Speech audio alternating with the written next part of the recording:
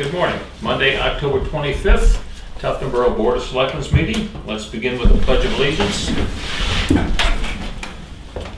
I pledge allegiance to the flag of the United States of America and to the republic for which it stands, one nation, under God, indivisible, with liberty and justice for all. All right, do we have any public input? Hearing none, we'll move on to review and approval of minutes from the October 18th meeting.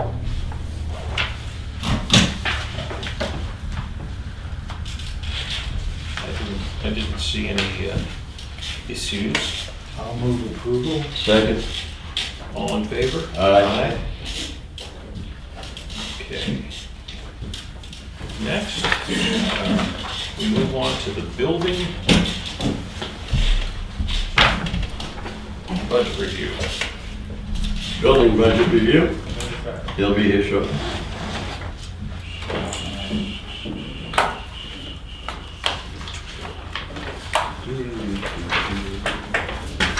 Got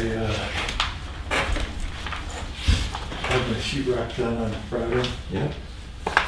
3 hours, 5 Mexicans, done.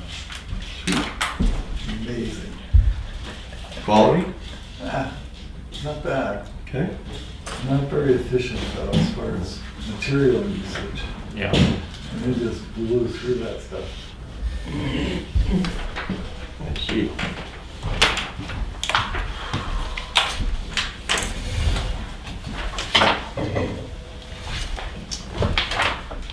Good morning, Jack.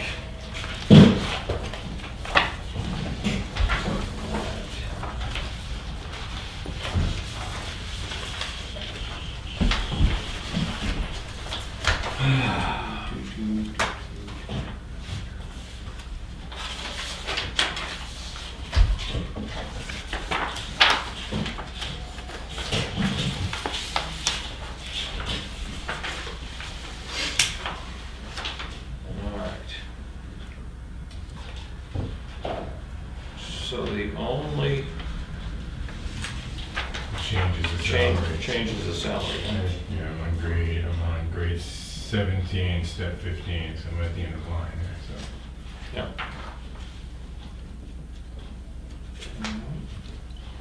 And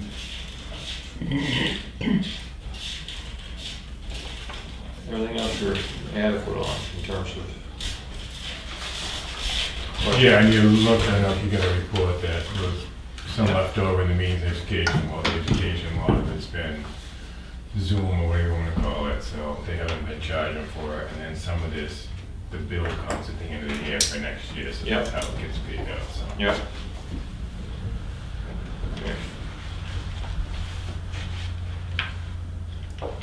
So. I'm still waiting for I- Sullivan Tires to set up an account for me to get the tires, so. All right. So you will use every bit of your budget for vehicle maintenance this year, right? Yeah. And maybe a little bit. So as the vehicle ages, is $600 enough? It should be for now. I mean, it's, keep it up, the oil's changed, all that. It'd been undercoated when I bought it. I had that done, so. And they, every few years for $99, they can go back and they'll oil all the crevices again, all that, and touch the wax up, so. That's not a big deal there. The fuel should be fine, obviously the price of fuel was going up, but we had left that alone to what it was before when it was higher, so. It should be okay. All right. I'm gonna move building inspection budget 4240 for $72,217. I'll second. Any further discussion? All in favor? Aye. Opposed? All right. Thank you, Jack. Thank you very much. Thanks, Jack. I wish they could all be that easy. We're gonna make They it. can be. They can be. We can easily make it 10. All numbers. Yeah. I'll do the workers' So, yeah. Yeah. So workers' comp.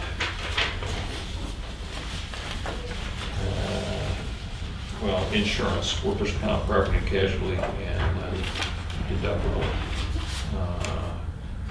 We're looking at a $5,000 to $5,200 increase, and it's all on property and casualty. I'm assuming that the workers' compensation went down simply because we have a good safety record, or haven't used any, so to speak. Well, Would that be the case? Yes, I mean, it's experience-based, so Okay. if we have lots of claims, it drives it up. Right. If we have fewer, and it's my understanding, and you can correct me if I'm wrong, it's not just our experience, but it's the total experience of the, The group that we're in? yeah. Okay. I think it's some of both. I'm not, is that your understanding? Yeah, You know, it's a loss ratio. Well, being the new man, I gotta ask questions every now and Yeah. then. Thank you guys for helping me out. yeah, so, and I don't know why property and casualty insurance is up. We had a $120,000 increase in value. But I think the rates changed.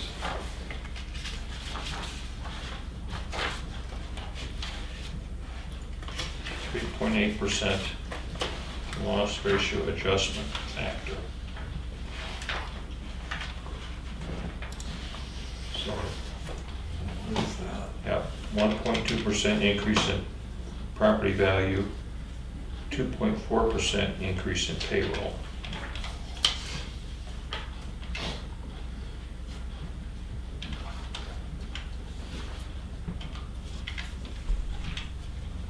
Yeah, so total 6%, 5.5% increase.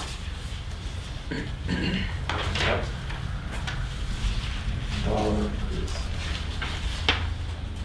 So,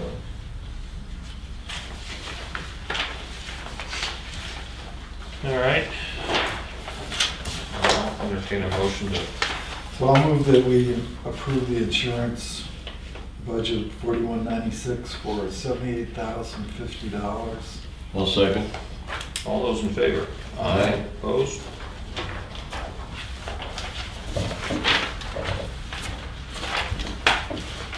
All right. Let's move on to some. So is Dennis coming in or? Dennis is coming in at 11, Okay. so, Oh, the other Dennis, yeah. oh, you mean Doing Dennis? that? Dennis, The library dinner. yeah, Doing that? yeah, he's coming in, he's coming for 11. All right, let's move to the signature file. Oh, Running ahead here. Okay, we have a corrected right of burial for Benson. The reason being is that she requested specifically a full body 4x10, not a cremation, even though that's what she checked off. Okay, So it's her correction. Do we need a motion or is this just correction? I'll make a motion that we accept the change to the right of burial for Benson. All right, well, second. all right. All those in favor? Aye. Opposed?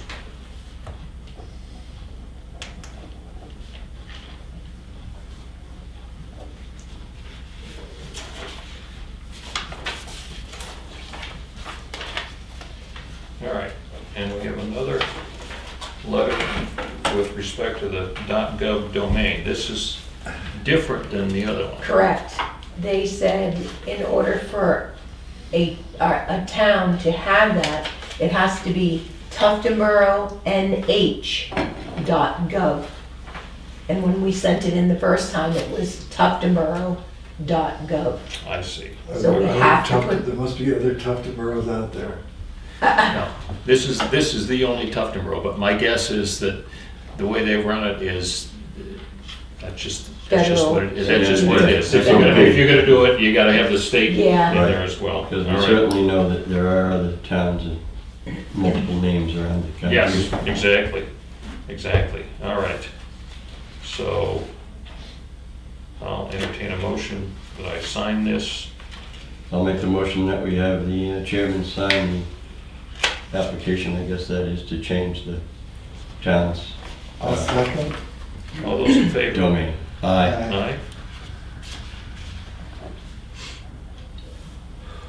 While we're on internet, I will tell you that over the weekend, a number of people got a submission through the website's Contact Us form that was spoofing coming from me. I got one. Did you got get one? it too, Jack? Yeah, and so did Jen, and so did the other gals. Sue Wingate, whoever has something direct from the Contact Us apparently Yeah. got something, and it's a typical, I get them occasionally from other stuff too, you know, do you have a minute, or Yeah. I have an important matter, can you call me, or can you send me such and such? So we're gonna have Lakes Region Computer take a look at that. I was surprised that they could actually work the way into the website to set it up. Now, as is generally the case, some of the keys are, the wording doesn't sound natural Right. in the body of it. And if you look at the email address, it's something totally way out, Yeah. not my email address. Even though it came in through Civic Plus. Right, so somehow they were able to represent themselves as being me with a different email address and send this thing through Yeah. the web portal. I think I'm glad I kept my old single one and didn't go through the web portal with a new one. They were trying to talk me into that, and Yeah, it got confusing, so I just kept my old one. I didn't hear from you this weekend, I'm a little Yeah. upset. yeah, okay, no, that's great. All right, so, and we have a current use assessment for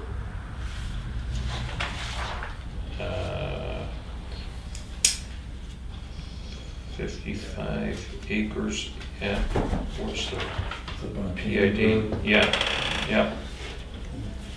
I think it's 46,219. Okay. Yes, 46,219. This is to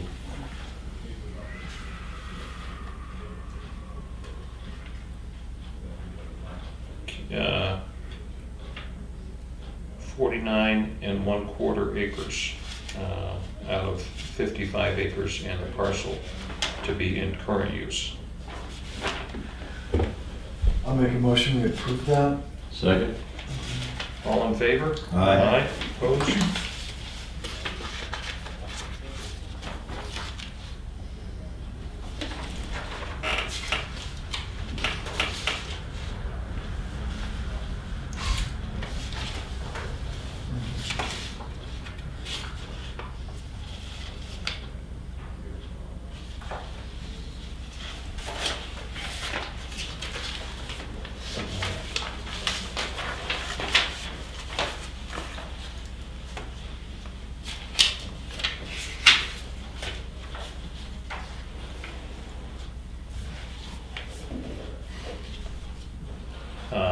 Back to the right of burial, I know we've had several recently that we've had to change, correct, whatever.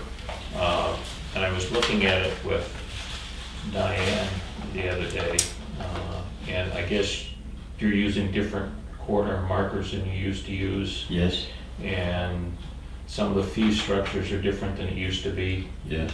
So it strikes me that the cemetery trustees need to update their fee schedule, make sure that what we have in the office that we're dealing with is current. I believe we have updated it, but it may not have got to the office, but I will definitely bring that up and All we'll right. take care of it. Yep, and I also told Kathy and Diane that, you know, if, as things change, there ought to be a piece of paper that comes from cemetery trustees that says, we're not doing it this way anymore, we're doing it this way. Mhm. that just makes it easy for us all not to forget. What? Do that. What's what? Good advice. Thank you. Pass that right on. Appreciate that. All right.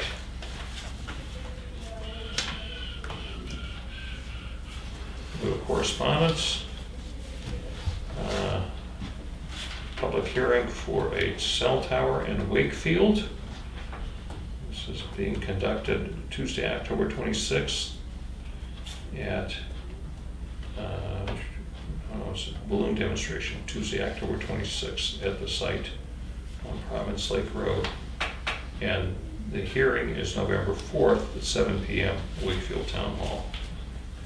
Notice of course completion for Sergeant Hathcock for firearms instructor recertification. Submission of pilot from Camp Sentinel. Notice of the final calendar year 2021 LRPC meeting. That's tonight at 6 p.m. at Molten Road Public Library. Letter from our auditors.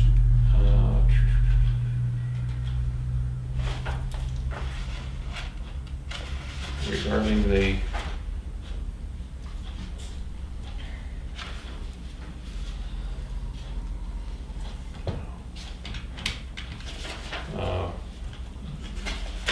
reiterating the process that they follow in doing our audit. No specific, Proceed. no specific issues and library statistics for year to date, which we can review when Dennis is here, if we remember. All right. So let's move on to Selectmen's update.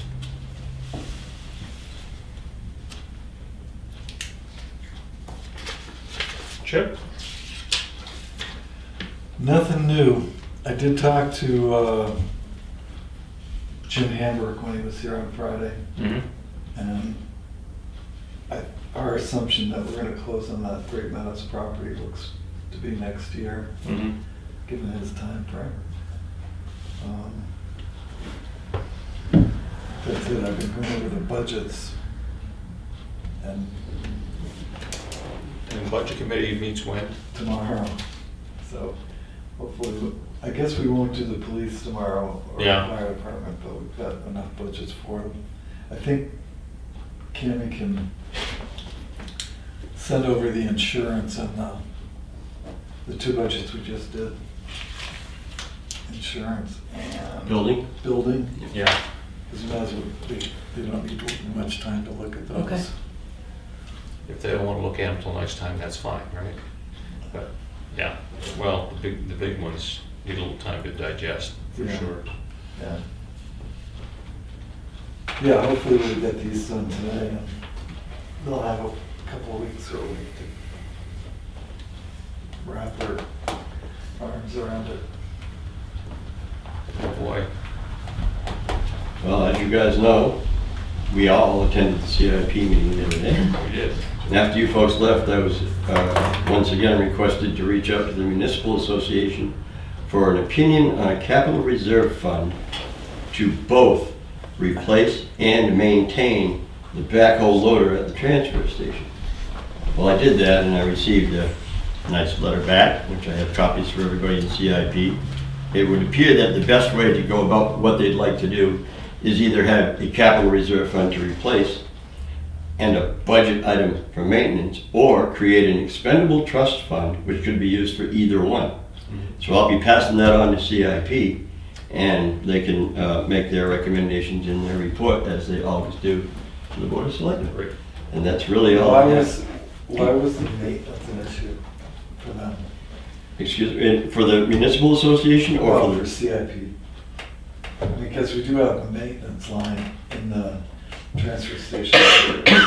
It would appear that the lady who asked me about that is right into capital reserve funds and didn't think we should just say, no, we should actually ask how this is supposed to work. So I did. Okay, so, And I'll pass it on and it should be no problem. so it's an intellectual exercise. Yes, as the whole CIP program truly is. I mean, I support a capital reserve, using capital reserves Yes. more than we do. But I question whether or not we need one for maintenance, so. That's why they suggest an expendable trust fund. However, I think it should go in the maintenance budget, personally. Yeah. Well, But this is CIP. well, one of the things about using an expendable fund to do maintenance Mhm. as opposed to making it an operating budget line is it becomes more difficult to, the visibility becomes more difficult in terms of what we're spending. I mean, yes, there are records someplace, but it's not in the regular operating budget where you can see, we spent $1,500 this year, we spent $1,000 last year, you know, it's gonna, And you're estimating, I mean, if you look at the fire department, had they estimated a trust fund for that engine that had the bad transmission or whatever it was, engine, Right. they wouldn't have had anywhere near enough money. And I don't know that you can add money from the general budget into an expendable trust fund. I'd have to ask. I think it has to my be a understanding is it's an article on the warrant every year, every time you put money in, you do it as a separate. In that arena, we have a fire apparatus down for a year, Mhm. so I don't. May not be the best idea. Yeah. However, I've done my due diligence, as a former selectman like to say, and I'll give that to the CIP committee. Great. Yeah, a couple of items that came up in there that I'm troubled by, but We'll deal with those as they arise, eh? yeah, I mean, So- I think we're gonna have a long discussion about 2 cruisers. Oh, Oh, yeah. I don't know how long it'll be, but Well, and so, and what's driving, if what's driving it is adding an officer, so I need to add. Yeah. He's gonna get me on that every time. Yeah. You know, I'm like, this is like my Colin Powell moment, you know, when he was at the UN. Yeah. That's gonna be on my gravestone. Aldi recommends additional officer. No, well, I'm just saying that, that may be why he's like, oh, if I'm adding an officer, I need to add a cruiser, and we need to replace a cruiser, but, yeah, that's a conversation we have to have. And not necessarily today. So, last Thursday, planning board had a nice short meeting to approve a subdivision. Just a, you know, 2-lot subdivision on an existing parcel. And this is for Garabedian on the old wood property up there. Yeah. His nephew is gonna take the old house and rehab it. The old homestead, whatever it is, so that's what they're doing there. oh, the old Jesse Sargent house, Is that what it was? Yeah, my family. yeah. So, Interesting. yeah, so, yeah, it's been vacant for a couple of Quite a years. while. I mean, Good. they used to have a renter in there, Oh, yeah, right? for years. Yeah, right. So, Saturday, we had a public update session on the master plan review up at the townhouse. And a couple of dozen people showed up, which I thought was, That's good. yeah, they asked me Thursday night, I said, I think we'll get 18, and 18 will be a good showing, and we actually had a little, maybe 20, 24, 26, something like that. So, moving along. So that's Had a going couple- to head? Was this the final public? No, this was an update session, so I think by the end of the year, maybe January, we'll be doing the public hearings on the update. So there was, Just in time to start moving. yeah, exactly. The only other things I mentioned for me is, today is the I'll be attending the 10-year road improvement plan meeting over in Plymouth. And tomorrow morning is a session on flood map updates. So I think that's all I got this week. I read the flood map update Yeah. missile that came through. Is that something that we need to, yeah, So, or is that another Lakes Region planning?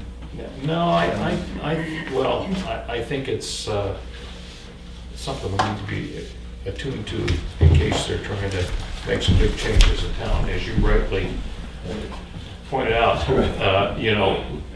property owners find out the hard way when the feds changed the flood map, because suddenly they gotta buy flood insurance and it's gonna cost them a lot of money. It doesn't look like there are any changes or I didn't anything see any. substantial for us, so it's a Zoom meeting, I'll sit in on it, and we'll see where we go. All right, so I thought we were up to the chief, but, He's in and out. yeah, He's impatient. yeah.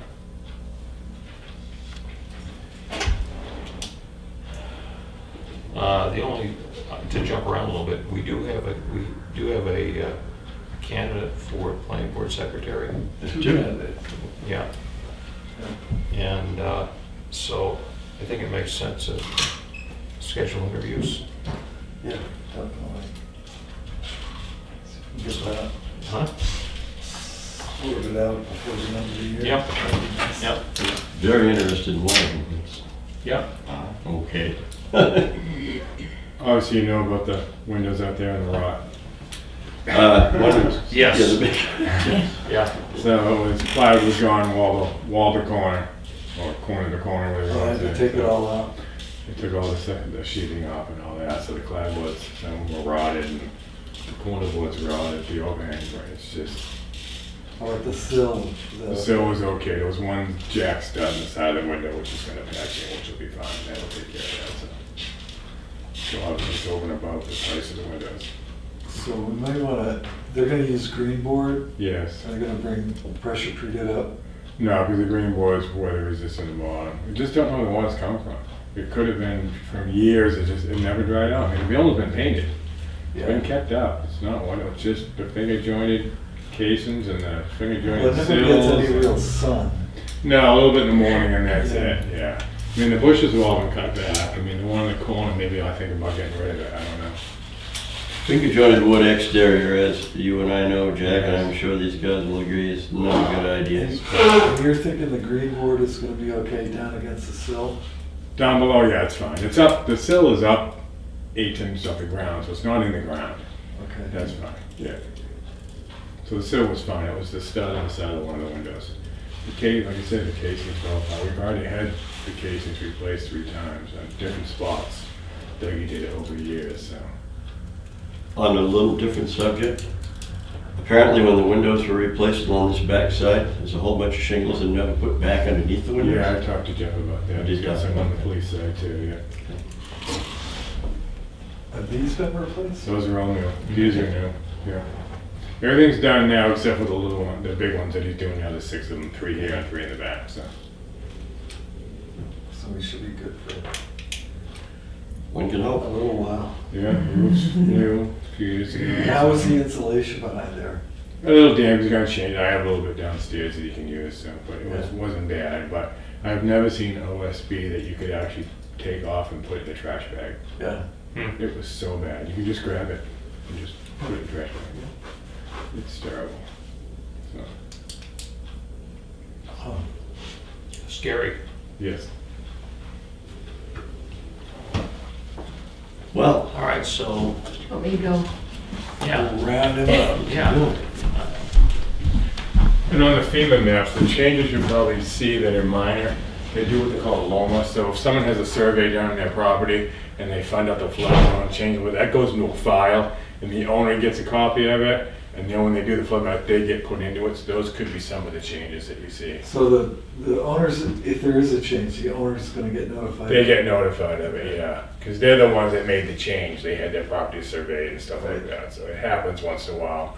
There's one down here, just past Jerry Gunright's house on the left on the other side of the brook. Yeah. Well, they had theirs changed, and what happened was the only place that was a flood zone was their basement. That's Nothing good. in the lawn, just their basement, because it was a walkout basement, but it was a ramp coming up. So, and they did some stuff and they got that changed, but that's how it shows up.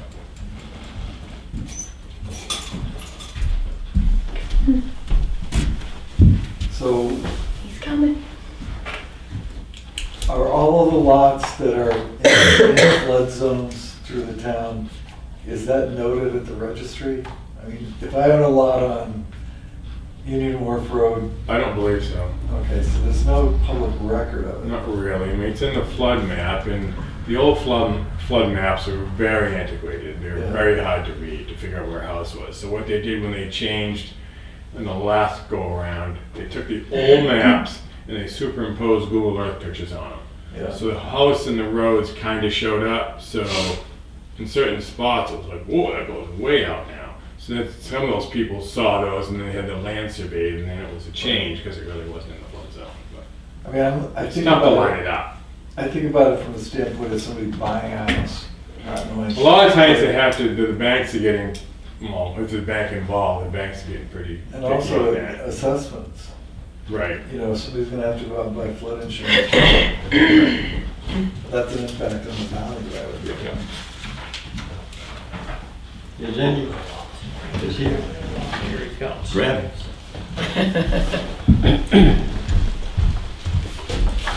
Hi, chief. Morning.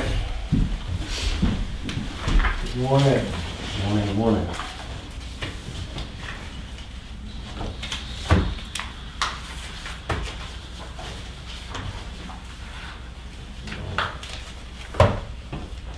Police.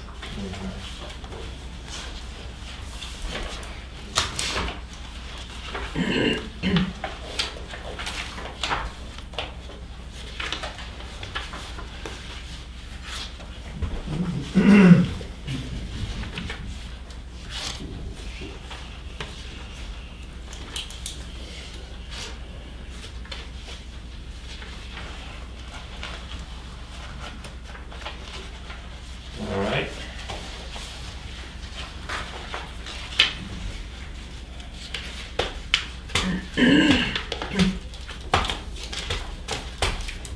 What's a PPO? Probationary police officer. Okay.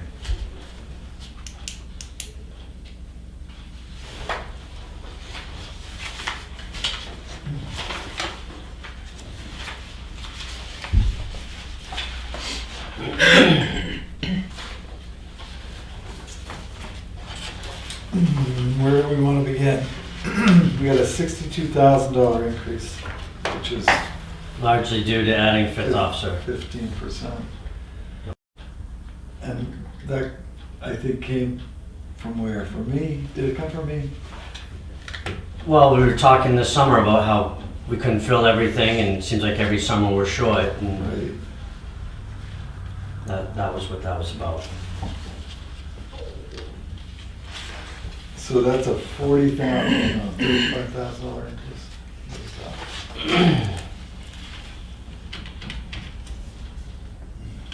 The total increase, or increase for that? Increase for that. Well, it goes, it's a few other spots that adds into it, because you gotta buy uniforms, which is different, equipment, which is, 36,000. So fully half of the increase is gonna be that. probably more than that, because when you add the others, the uniforms and stuff in. Right. And no significant, I don't know, should I just roll on as I'm going? Go. Chair? No decrease, but actually a $3,000 increase in your overtime. So those two things I think are conflictual. Yeah, way I calculate the overtime, and you bring up a good point, is that I usually do it as a percentage of my salaries, because that's what I kind of calculate it on. But you're right, if we have another officer, we should see a decrease. Right. So, And I'm sorry. so probably keeping it about the same would be a safe number. I don't know if it's gonna go down much, but because salaries have also gone up too, a little bit, so about 4.6%. Yeah, you're only looking at a $12,000 track on your overtime this year. So 15 would be fine. I guess back to the additional officer.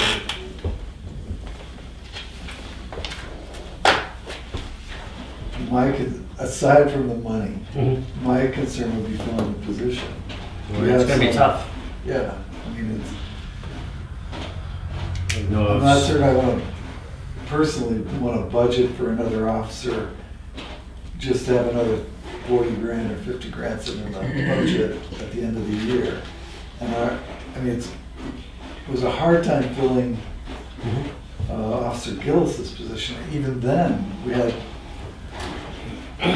the academy and all of that other stuff to do.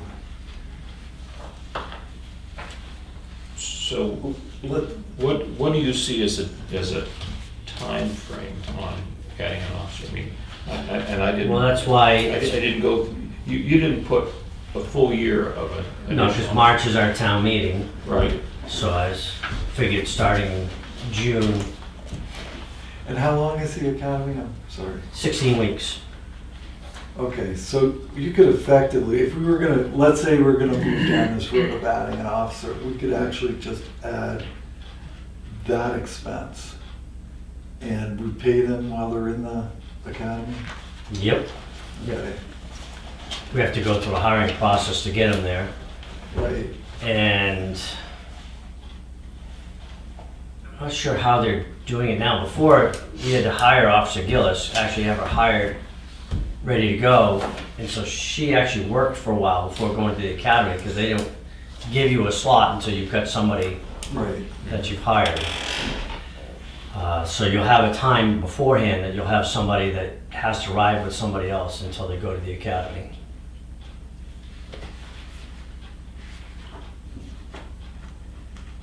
Any idea what the market's like right now for Awful. officers?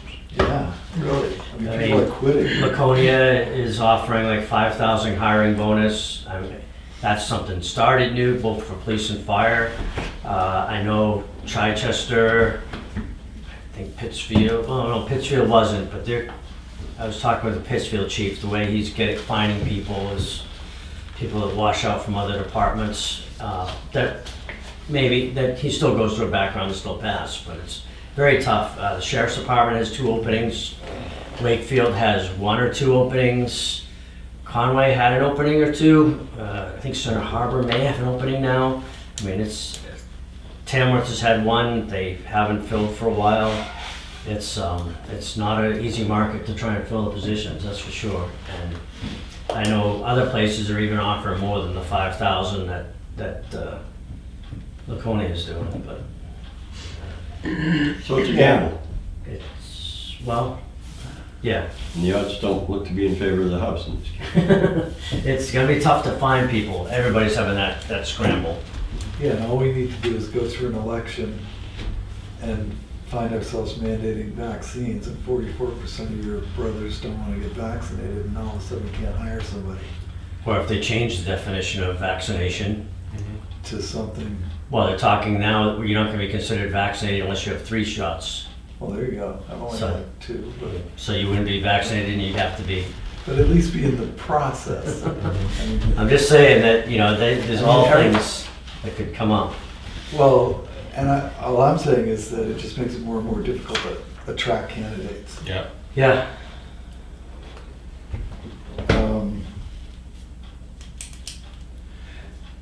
So in addition to the $36,000 worth of wages, there's, how much did the uniform account went up $3,000? That's about 3,500 for the new officers' uniforms. That's what I budgeted in there.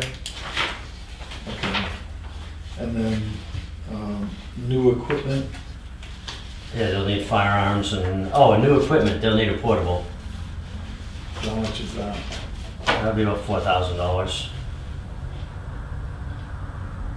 All right, well, let's just end it there and talk about it.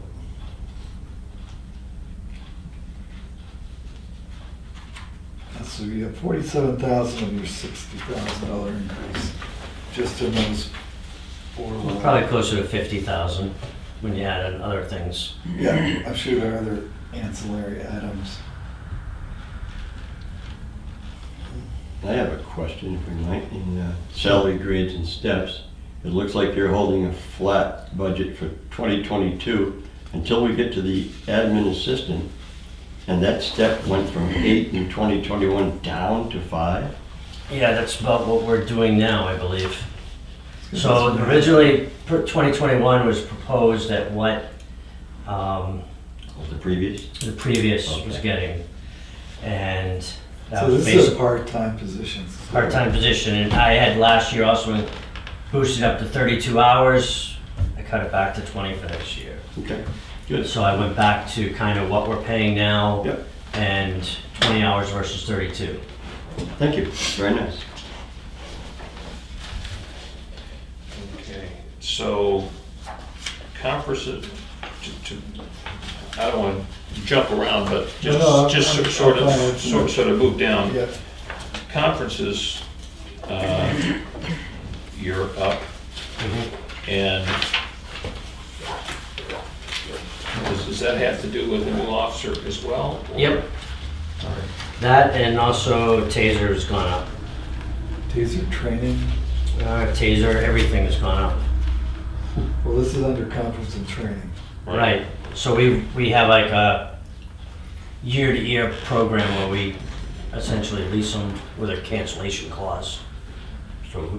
So we were like about 1,500, now we're at 2,500. So the physical taser is in this line? Yep.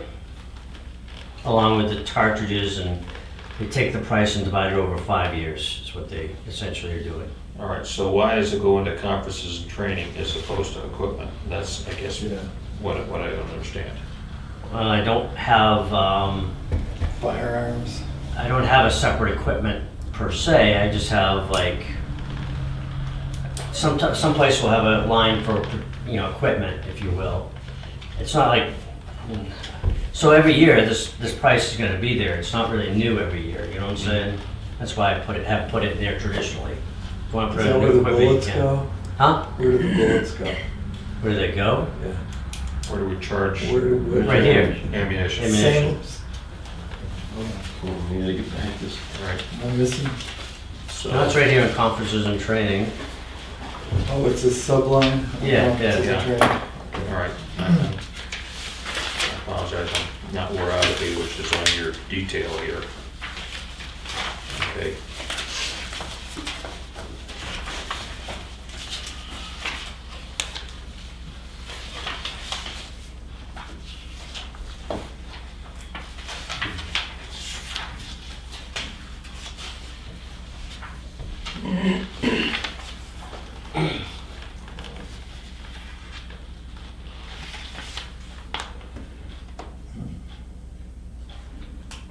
So it's conference training and equipment.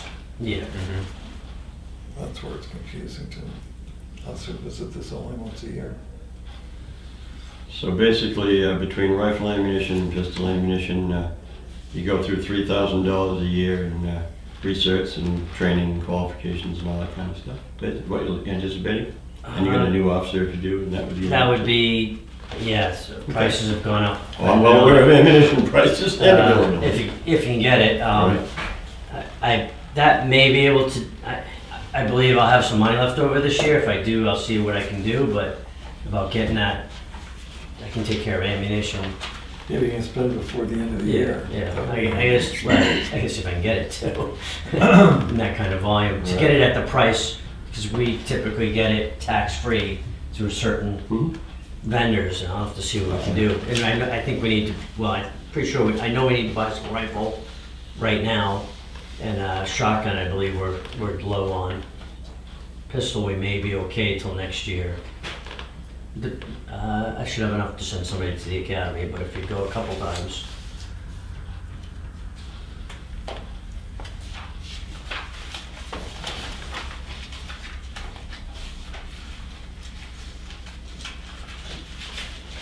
Now, I put $4,000 for firearms for adding an officer in that line.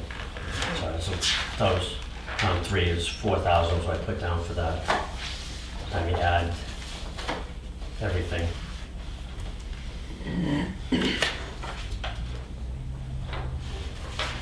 Okay.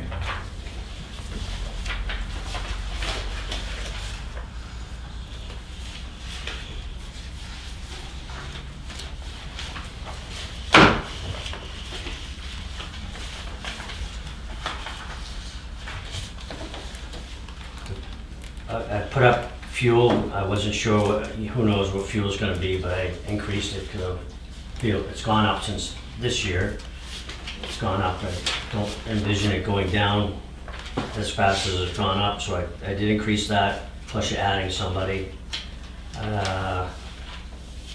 Radio equipment, I put in for new equipment, I put in for 2 cruiser radios. We have 2 that we need to replace. We don't make parts for them. I don't know if I can get one of them programmed even, and I'm supposed to get it programmed to add some frequencies in. So these are cruisers that were not, I guess the conversation came up that we're not buying radios for cruisers that we're buying. Well, this is where I'm at. I don't know if I know I presented it to the CIP, but I wasn't sure what your feelings were of getting new cruisers. Okay, So, I'm not getting into that quite yet, but what I'm saying is that when we buy a cruiser, that warrant article needs to include radios and all the other gear that goes along with it, right, not this line. So this Right. line should just include, if you're replacing radios and cruisers you're keeping. okay, but if we don't get cruisers, I need 2 radios next year. Okay. So yes, it's in there twice, but I don't know where we're going with the new cruisers. Okay, well, let's say you get 1 cruiser. And I'll need to have 1 here. Okay.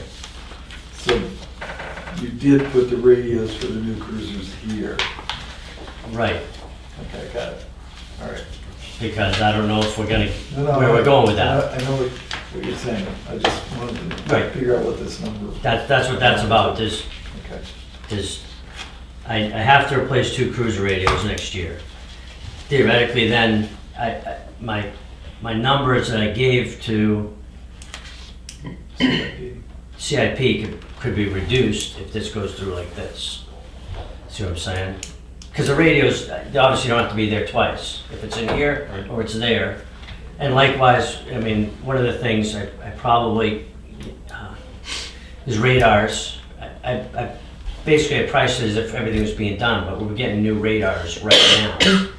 In fact, that's what's being installed down at the fire station right now. So there's about $3,000 that can come out of those the vehicles, if you will. So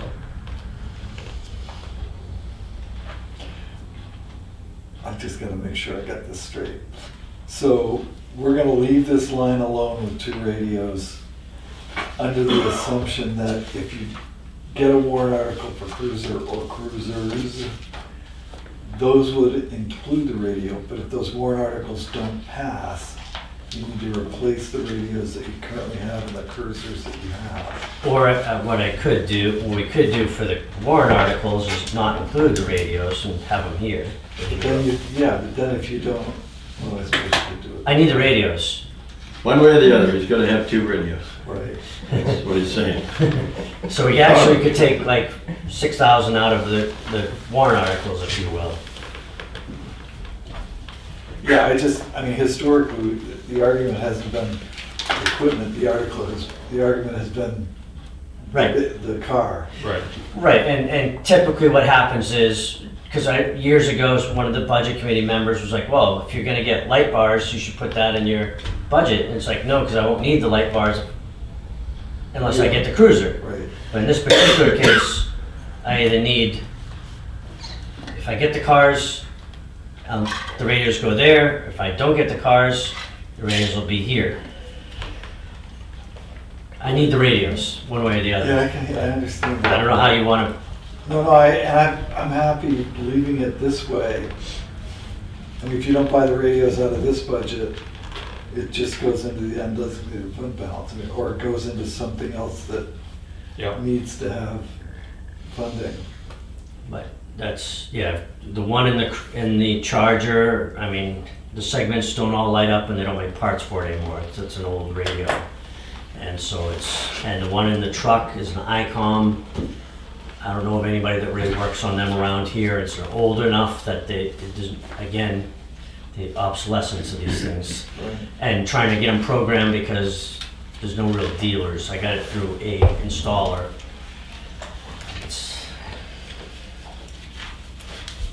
So those are the two that would need, the two oldest cars need new radios, one if they go, Yeah. Okay. All right. then the new cars would get the radios. All right, gentlemen, what's your preference? Can we just hit two more lines? Yeah. No. Crime prevention, are we just giving up on that? No, I just spent $110. Okay, so you wanna leave that at 6? Yeah, because there's some stuff that I probably should get, that's where I usually buy the National Night Out, the pencils for the kids, badges and patches for kids or whatever. So that's where I've got some. Investigation supplies? Yeah, we haven't bought much there this year, fortunately. I do have to buy dry gas tank to do our preliminary breath testing machine. So that's going to be about $200. There's probably a few other things we need to look at, but it won't be that much. So can we look at reducing this line? Mm-hmm. So as we look at, for instance, investigation supplies over the last 5 years, Yeah. 1,500, 850, 9,000, 450, 1,750, and we have 2,000 this year that we haven't spent any of yet. So, Yeah. So uh, part of it is also if we have a case, for example, if a drug case that, like, for a rape case, they have Right. to send the drugs down to the Pennsylvania to the lab there. That is on our nickel, right. and that can cost $600 to $700 just to have them. That's what it used to cost. We've done it once. Every once in a while, there's a drug they can't test at the state lab in blood or whatever. They have to send it down there. It costs us $600 to $700 for one test. But, again, looking at over the last 5 years, we haven't had a lot of those, right? No. And that's not to say that something might not come up at some point. If we cover every potential thing out there with enough money in case it happens, then we end up putting a lot of extra money in the budget, right? So, Well, I'm just looking, I have enough to buy some supplies, yeah, and I'm figuring we could do 1 to 2 tests if that happened, but so I'm not like budgeting for everything. no. But But if we, you're right. if we took that 2,000, made it 1,750, okay? Yeah. Take 250 off, which is more than we have spent in any of the last 5 years. Yep, More than likely, that's gonna we'll find a way to make it happen. cover our, and importantly, if there comes a year when you have more than $1,750 of expense, you charge it there, and, we say, okay, we're gonna spend a little less someplace else, or the selectmen are gonna find some money someplace. It's important as we're expensing stuff that we put it against the actual line where it should go, or the selectmen come back later and say, you only spent this much. And Right. No, you I may agree. know that it went someplace else. I understand that, So, I've done that yeah, traditionally. right. So where do you wanna be, Mr. Chairman? I'm just suggesting that 1,750 is more than we've spent in the last 5 years on that line, and it may be someplace that we can, it's not huge money, but, Right. So it's $250, yeah, okay. is a, Okay. Are you taking notes there, chief, or am I gonna have to fill you in? I put 1750 there on that Yeah. line. Okay. All right. On the phone line, Yes, are you done? I'm sorry. Go ahead. On the phone line, you got it. yes. Okay, let's assume we don't add it for an officer. What's the We number? don't add it for an officer? Yeah. Telephone. Can't find it. So it's 12 divided by, no, that's 12 months. Yeah, so you're taking, probably the big thing would be on the cellular part, would be the part that, But I don't know how many phones you have under this report. What was- it's 5 versus 4. So 4/5 of that number. That could be 0.8. So figure 330 a month versus 450. $1,080. So we can reduce the, and what about the consolidated line? That would stay the same, that's our That's the office line. office phone That numbers. doesn't change. That doesn't change, that will, well, there might be a few more phone calls, but that won't be pennies. So $7,000 is enough on that line. I believe so. Supplies. And then, and if you wanna keep going down there, new equipment, I budgeted like 4,000 or so for the new portable. For the new officer. Yeah, I've already figured, I guess I'm gonna give you, do the Gene Chandler on here and give you a number. Okay, Because it looks like you need, I mean, I've come up with $51,000 that needs to go. And I can give you, like, the overtime line needs to go back to 17,000. Yes. Yeah. And then your police officer lines have to go away. You've got 1,750 on your investigation and supplies. Your telephone's down to 7,000. Yep. And I think it's all gonna work out. And we haven't got that, I mean, the postage stayed the same, repairs and maintenance went down. postage, it went up a little bit. 'Cause, Yeah, it's gone up. $60, but Yeah. the stamps have gone up. I mean, that's not a huge expense. Office supplies are up by Yeah, I mean. $800 Yeah. for some whatever reason.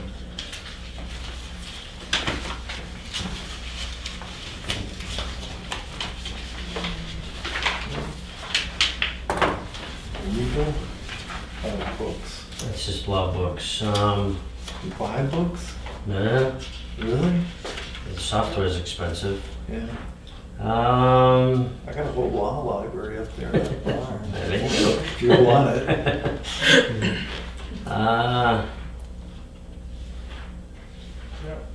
It's the softwares, is what I was, So software's up, what was it last year? I don't have a breakdown.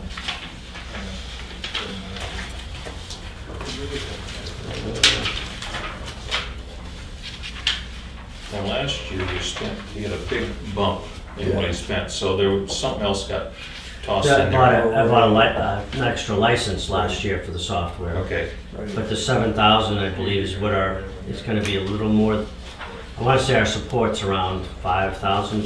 You might be able to take I might be able to take 1,000 off that. I haven't seen the bill for next year. They usually give me an estimate for next year. I haven't seen it yet. That's 43,500. Yeah. Yes, just trying to. I was going.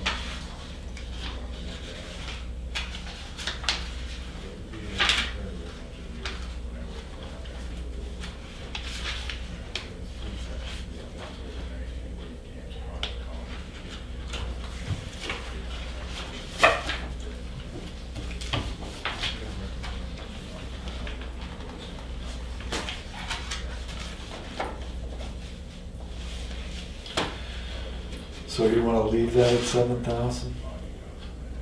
I don't know, I'd probably take that to 6. Okay, so that's another, so we're gonna bring that line down to 11,258.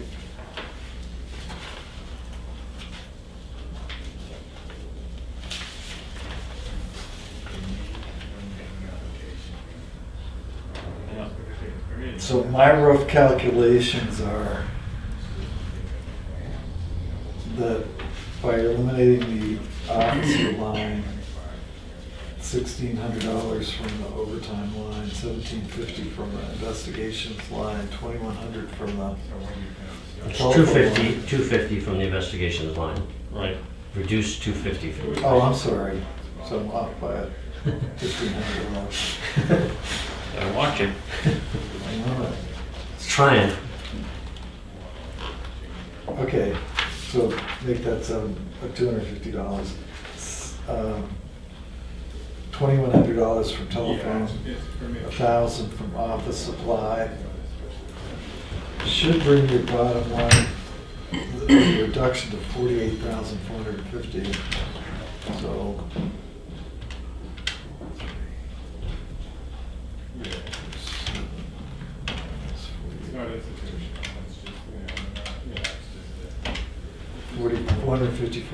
$454,777, which is a lot closer to what we need to be. How much? 454,777. This is all back of the envelope stuff I'm doing here, so you may want to, I don't think this is going to be your last visit to see us. This is my last visit to see you or not? No. I'm sorry? You said it's not. I don't think it will be. I didn't think it would be. Um,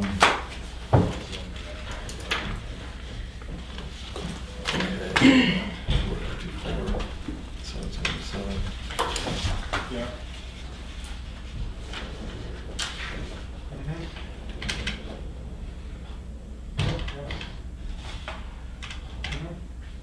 That's better breakfast for rather than that.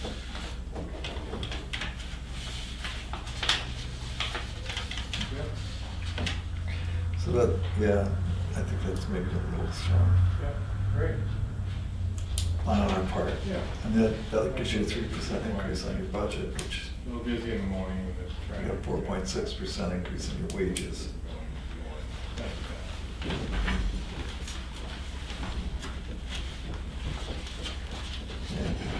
You're welcome. So we need to double check the numbers. I might have been a little heavy-handed on the extra officer. Yeah. But you cut the extra officer, right? I did, so I'm gonna cut more than just his 2 legs, his arms, and his head. I'm gonna cut something else. And did you have any other? No, we had, I don't see any other major reductions on your end of things. Well, your assistant, but that's only $1,000. Not even that, it's like $300.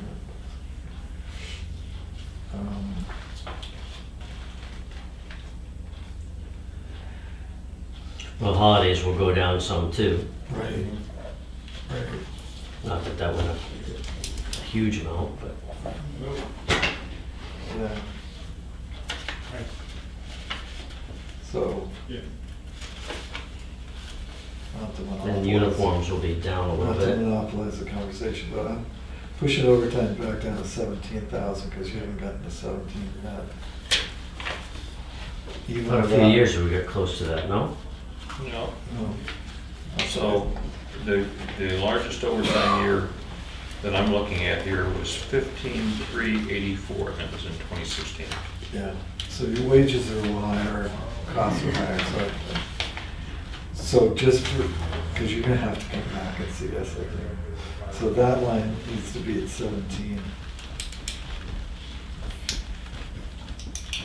And you know the rest of them. And I guess after discussing the radios, I'd be in favor of leaving the radios in the operating budget.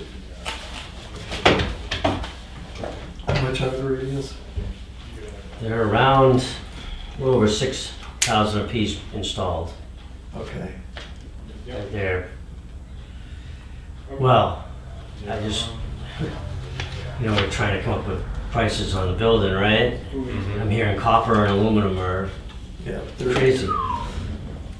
currently, but it's commodities. Once the supply chains get back together, I think that stuff's gonna start coming down. I mean, there's plenty of copper out there in the Yeah. world. Right. Just a matter of getting it here. Getting it, and, yeah. But that's probably, the price for the two is around six. I was told it could be around 13,000 to install, but I'm thinking we can do a little better, but for two of them, you're probably talking that kind of money. 12.5 is what I figured for the two of them. Okay, so let's assume for a moment that we get one cruiser. Yeah, We're gonna need a radio in this line anyway, because you need two radios. right. There's two radios that need to go away next year. Okay. Either one in the form of a new car and radio, or one, or two in the forms of new radios. Got it. Yeah, they won't do that. So even, I don't know, I guess I'll save that conversation for when we come back. Okay, I think you're still gonna have money all right, all right. to go looking for another officer. All right, thanks. I mean, your rate of travel generally in attracting qualified candidates is that it will take you, let's say we're getting a cruiser, so you've got some of your attention taken away during the spring. You start your search in June, you might find somebody by August. Now you're talking about 3 or 4 months of fitting it all together. Right, well, last time it was September, and we went through a hiring process, got somebody February. So, about 4 or 5 months, which I had figured March we'll have town meeting, and then I was hopeful for June, but 4 or 5 months is, still September. yeah. So, Yeah, I don't think the search is off the table this year. I just don't think you're gonna have the officer in hand until late in the year if you do it. And I know, And I'd be as I willing- recall, it was hard not only to take time to get the officer and get them on board, but you had to wait quite a while to go to the academy. Right. So I have no idea if that's eased up any. Are they still doing it? yes, they were doing remote, which was challenging. Now they're doing it back in person, staying over again. 16 weeks, Monday through Friday. But they are now not limiting the number of people in the class. They're taking, because so many people are hiring. The last class was 71. Actually, the class that's there now is 71, last I knew. They used to put a cap on it at like 60, 65. They didn't like going beyond that. But they said last time there'd be no cap on it because so many people are looking to fill positions.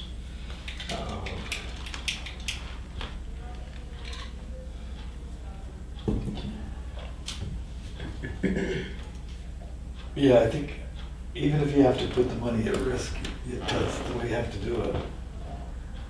I don't think the budget committee or me in particular are prepared to budget for a new officer, salary, uniforms, whole 9 yards, without any indication of how long this is going to take or what it's going to entail. I would sooner think that if in the fall we had candidates put together, or a candidate put together, that we could probably find the capital to put them through the school and buy them some uniforms.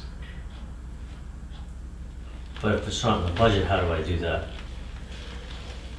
Well, you're not limited, well, you ask us if we can do that. And it's up to the You selectmen have- to find the money. You have patrolmen, Right. you have a patrolman line, it doesn't indicate how many patrolmen you have, Yeah, officer salaries. officer salaries. You Yep. have equipment, it doesn't indicate how much equipment you have. Right. So we're not constrained by individual line items. And if you overspend the budget doing this, that will be on our shoulders, not yours, obviously. And maybe I'm getting ahead of myself in that I need you to bring your budget back to us, or we need to have you bring it back to us with these corrections so we can take a look at it in total. I just don't see a $60,000 increase happening. I mean, we got it's the first time in, God, over 10 years, I think, that there's been a major increase in the cost of living. You know, so we just gotta get back into that. Probably, it's more like, more than that, isn't it? Yeah, it's 2008, I think. It's like from 80. Yeah. Yeah. Yeah. So now we have to get them used to the idea. So this conversation is dollars, Mm-hmm. not structure. So, I And you guess may be looking for an officer next year anyway. that's probably a good possibility. Yeah. Could be more than one. But But, so, I guess as a fundamental question, is there still, I guess, because when we had this discussion this summer, it was, what would it cost to get another officer, because we weren't able to fill everything. Right. Are we still there in that conversation, or are we saying, no, it's staying the same? That's the, I guess, the No, I think it's a fundamental. good idea that we find out what it's gonna cost. And you've illustrated that to us now. So this budget isn't gonna happen tomorrow night, I get it. but the discussion about this budget might happen tomorrow night, because they have what's called Selectmen's update. So maybe I'll run that concept by him. You know, it needs to be not just the three of us and you, it has to be the budget committee as well. I understand that. Um, But as it relates to the staffing, that's you and us. Right, but if the money's not there, Right. That's you and us, okay? And just like when we have a piece of apparatus that needs $40,000 worth of repair Yeah. that isn't in the budget, we have the conversation. We say, we'll do it and we'll find the money. I mean, we're working with a total, I hear that, but I also think you have to have the buy-in from the budget committee too, because this isn't a 1 year, we're fixing a truck. This is something that Right. theoretically goes down the road. I think, you're right. I But- think that's, I think, yes, Any it's number of nice. things could happen between now and next year's budget meetings that would mandate that we had another officer on board. And so we have to be prepared to make that decision regardless of what the budget committee might think of it. I mean, now we're talking hypotheticals. Do you want an extra officer on the street? Well, part of my thought process is body cameras, right? There's time to run those. So, I mean, all these things, little things add up that I don't know that we have the time. Obviously, the new officer won't be running the body cameras, but that's taking time from somebody else. We need to be able to shift to somebody else when we go that route. That's anyway, that's my thoughts too on that. The biggest thing with body cameras, to me, yeah, there's cost, but time cost, and it's not like we have a bunch of surplus time necessarily already that we can set aside. So if we start talking these other things, that impacts what we can deliver on services with other times, but anyway. Right, and we've asked that there be an officer at the concerts, for instance, at other events. And we don't ask just because we don't think you're doing anything, that you're sitting around with the phone on your ear. We ask because from our perspective, that would be an important thing for you to do. But if you don't have the manpower to do it, then Right, and that's right, and that's why we're covering concerts with detail. right. So to not cannibalize time that whoever's on shifts is supposed to be doing their normal stuff. Yeah. Right. I mean, it's great to say, well, if nothing's going on, they can be at the concert. But the reality is something's always going on.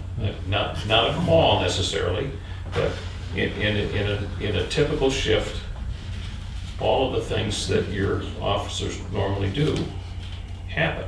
Yeah. If we take them and we say stand at the park for 3 hours, then 3 hours worth of those things that, whether it be, you know, That's when the gang comes and robs the bank. well, but it's just the normal interaction with the community that doesn't happen during those periods. Yeah, presumes that nothing is happening at all. Right, exactly, Anywhere but there. exactly. I mean, why do we patrol if I mean, that's being out in the community. I guess I haven't heard from Selectman Pike about, Well, the bank in Melbourne and the post office have both been robbed, for example, in my tenure, so to speak, in town. However, again, I agree that, especially at the time we're at and the time it would take to get a new officer, that we don't need to budget for that in the coming year. We can find the money when the time comes, should it happen. There could be a miracle and someone could walk through the door tomorrow fully qualified and ready to go to work. Some stranger things have happened. We live in a very odd time. The proposed cuts seem to make sense, and you don't seem to be too opposed to most of it. I think if you went back and reworked the budget reflecting those cuts, it'd be a lot easier to propose to the budget committee. However, I will say, as I do to the road agent, you can go in and propose anything you want at the budget committee. It's their budget. We can 3 to actually, 0 say no. he can't, Well, I bet you can't. because he's not elected. That's true, but you can go in there and defend anything, even though we said no. However, if you would be kind enough to go back and rework that, we should go over it again. Okay. And I understand your concerns in all these operations. Yeah, I mean, we did on a smaller, well, not actually that much of a smaller scale, but did the same thing in the office this year. You know, somebody announces they're gonna retire and all of a sudden the world has to change and we have transition periods and payrolls up because we've got that changeover happening. But we can accommodate that. That's not an impossible accommodation. The same holds true with your officers. We can accommodate a certain amount. Okay. So I'll come back. I think I get my envelope Candy notes. takes really good notes, so I'm sure she can fill you in on what it is we've done. I'm gonna ask you to go over them though, again, please, so that I have my figures correct. Right. All right, my estimation is that the elimination of that extra officer, personnel elimination, and his stuff is gonna be $43,500. So that's a reduction of 43.5 from the officer's salary, is that right? Well, it's not all from the officer's salary, there's some equipment in there as well, uniforms. So at any rate, 43.5, that's 16,000 off of the overtime budget. 1,750 off of, or, I'm sorry, I did that again. 200. 250 off of the investigation supplies. Mhm. Another page. Which page you need? Okay, what is it? Hi, Dennis. Good morning. Okay, $2,000, $2,600 off of, hold on. 7,000, $1,100 off of the telephone budget. And $1,000 off of office supplies. I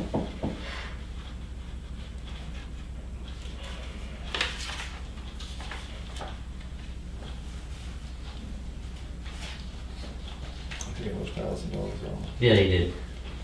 $1,000 off. Yeah, because you keep changing telephone from 21 to 1100. Right. Which one do you want it to be? Well, I'm thinking $7,000 for the telephone. Yeah, So Okay. that's 1,100. Yeah, Okay. so 1750 for investigations, right? Right. Uh, Only the 50. you talked about new equipment going from 16.5 to 12.5, right? Right. It's $4,000 there. Overtime goes from 18.6 and change to 17,000. Right. And you have some other adjustments, holiday pay, and those kinds of things. So I know you also talked about differences on uniform. I don't have any. Yeah, and that's where the estimated 43.5's coming Yeah. together. But I think the chief can put together a little stronger number on, or more accurate number on Eliminating the position. that, eliminating the position, correct. Yep. Thank you, sir. All right. Enjoy the day. You say it that way. Well, it's kind of a dreary day. Tomorrow's gonna be Yes. even drearier. Yeah. Yes, this I Yep. Come on down, Dennis. Good. Is everyone this morning? We're doing fine. Cold, dreary day. Yeah, really.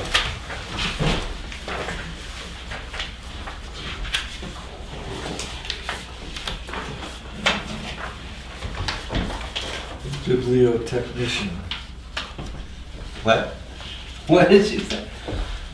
It's the bibliotech. Oh, yes. Yeah. So you must be the bibliotechnician. Yes.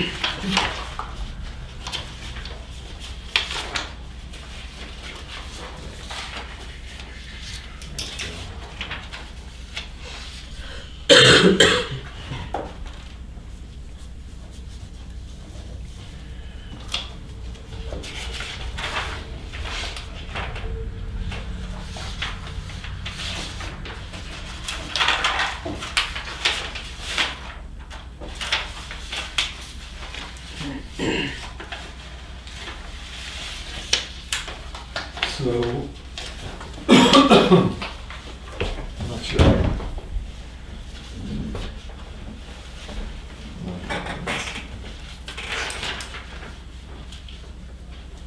You're asking for $231,662?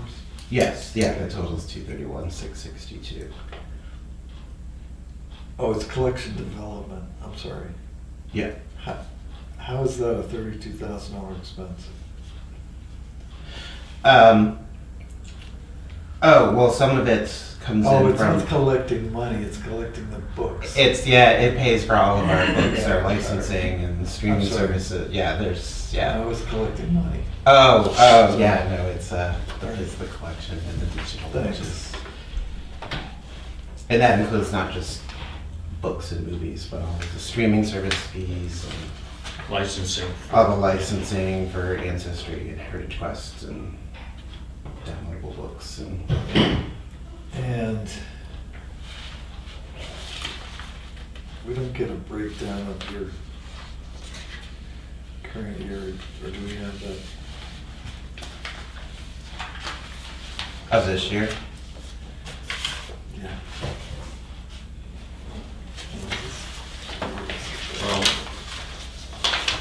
we have this year's, but it's, or the 5 years, but it's only for the lines that, Well, it's just a gross line. yep. I am just looking at the electricity being up 30%. So this Yeah, was, the building. yeah, so this I have right here is an estimate of, and this is before I took over, they met with the architects and they did an estimate for heat, electricity, and maintenance.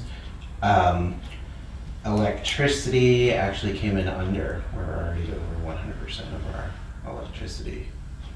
So you're currently on track to spend $6,000 We are, yeah.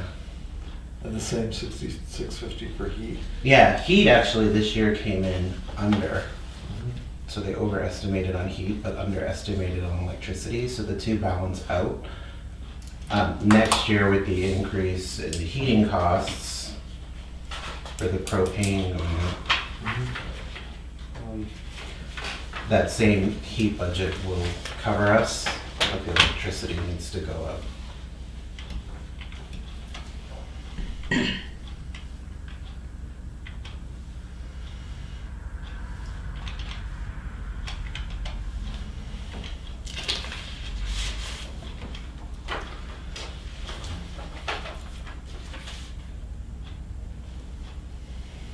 Yeah. Is this the first time Dennis has done a budget with us? Or you're here? No, I did. I was here last year. Yeah, Yeah. we were being really friendly last year. It's hard for me to know whether or not this works, because I don't know what their expenses are. Right. And we got a 7% increase, 5 of that's in salaries, obviously, because it's a 4.6% Right. increase. Right. Did you add any people? No, nope, staff is the same. So, the increase in maintenance reflects, so we had with the new heating plumbing system, the first year of that, we had quarterly service contract was covered as part of the warranty. Right. So for the first year, they came in and maintained all of that for free. Well, we'd already paid for it. Correct, well, right, yeah, not for free, I mean, it's included, yeah. So this year, 2 of our services, we were billed for. Okay. So it's 900 quarterly for this, for the service contract. So next year, we have to pay for all 4. This year, we're only paying for 2. The first 2 this year was covered under the warranty. So that's $3,600. And then what's the other $4 grand? Whatever it is. Yeah, $4 grand. So you got a total maintenance? Oh, maintenance, part of that covers the cleaning cost, that's Dolly is covered under that. Okay. The weekly trash pickup is $780. Our alarm monitoring maintenance is $300. Then it's fire extinguisher inspection and maintenance, $300. Septic is due to be pumped this year. The estimate I got on that was $343. So, so the maintenance line includes outside maintenance as well as inside maintenance, is that right? Yeah. That sounds like. Just the septic, it does not include ground maintenance because it's done by the town. Like the plowing and stuff like that, is that what you? So- That's part of that. Mowing what little lawn you have and things like that. Yeah, that's part of whoever does the mowing for the town. Okay. And where does that go? We pay for it. I mean, yeah, where does it show up? Yeah, That would that's, be in our budget. so, yeah. I mean, I know it's paid for, it's just, and I remember those someplace, I don't remember where it is. Did you have a full printed copy of like the summary and Yeah. the, Yeah. you have that whole, We have this, yeah. you have the itemized? No. Library outside maintenance. No, we didn't get the itemized. Oh, So, full print, 'cause that was. In general, Yeah. general Some government, All right, it's $2,600 for library outside maintenance. yeah, okay. Yes, that's where it came from. This is, okay. Right.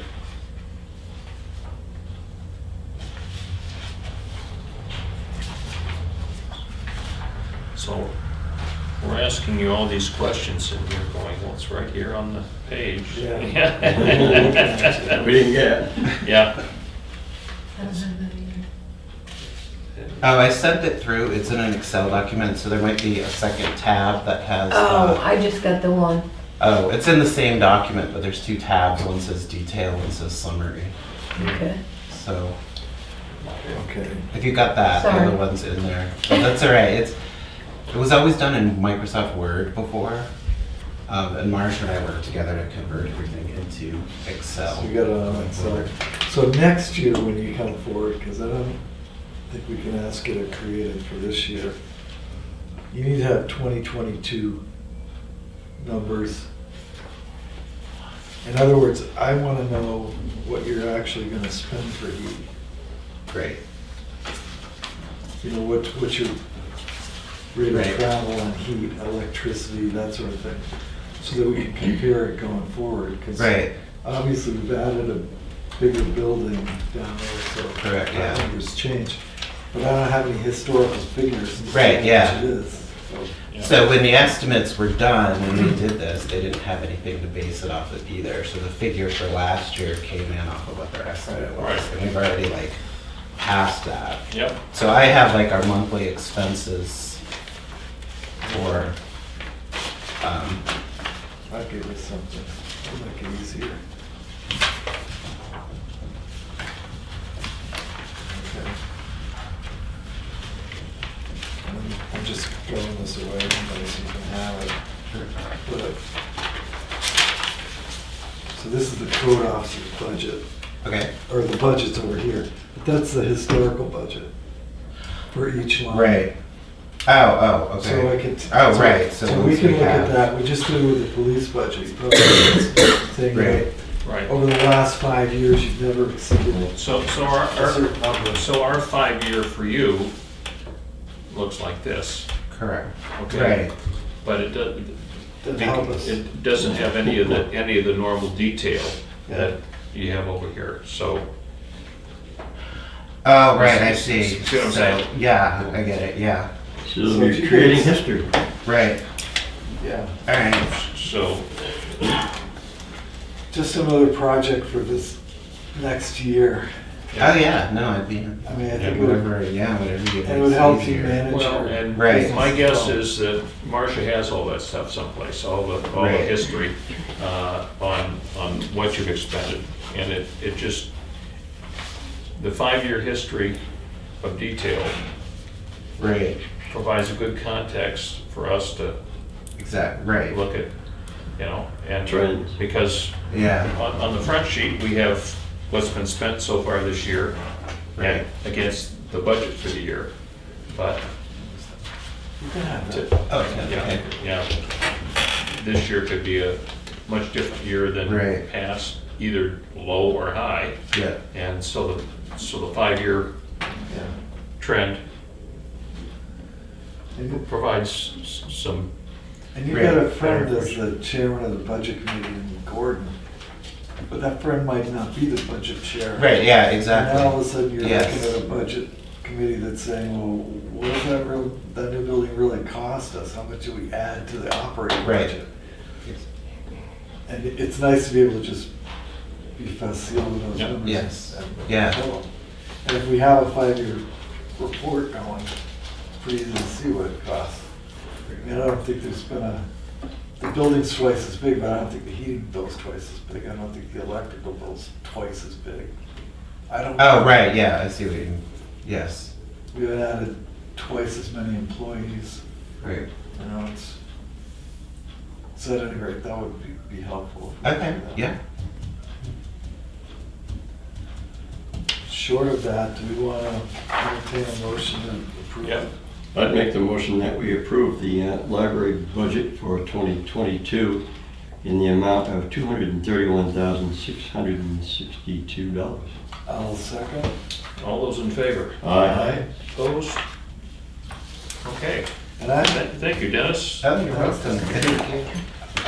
think you should probably send that out, Cammy, now that we've approved it, the library budget. Yeah, I You will. may want to look at it for me.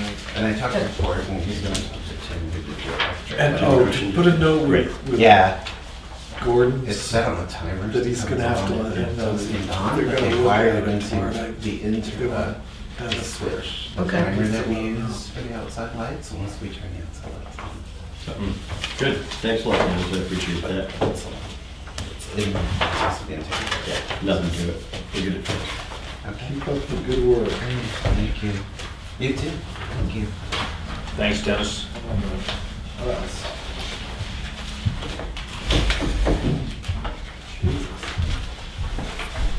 Chief Thompson.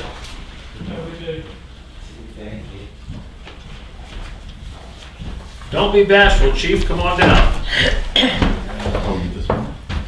You have to come next week or tomorrow to the budget meeting, you know that? No. Yeah, because I do now. they, and I apologize for not telling you sooner.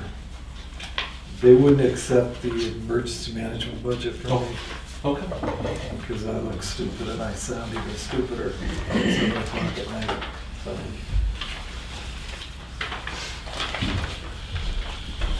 Thank you so much.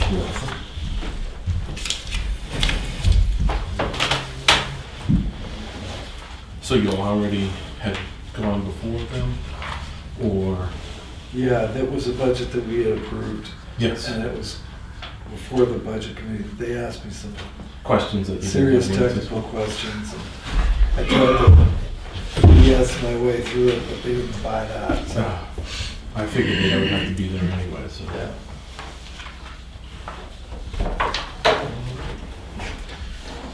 yeah. At your request, the numbers are for 2021 and 2020 in comparison at the top. Obviously, we're a little ahead of last year. We had a total of 187 fire calls, 234 medical, 78 service, and 10 special details for a total of 509. Gas burner inspections 36, oil burner inspections 11, wood pellet stove inspections 6, life safety 29 for 82. And obviously last year at this time we had a total of 429 calls for the fire side and 73 for the inspection side. So again, we're a little ahead of that by about 78 or 79 calls. Yep, 18%. But your medical costs are pretty well flat. Yeah, they're about About the same. about the same.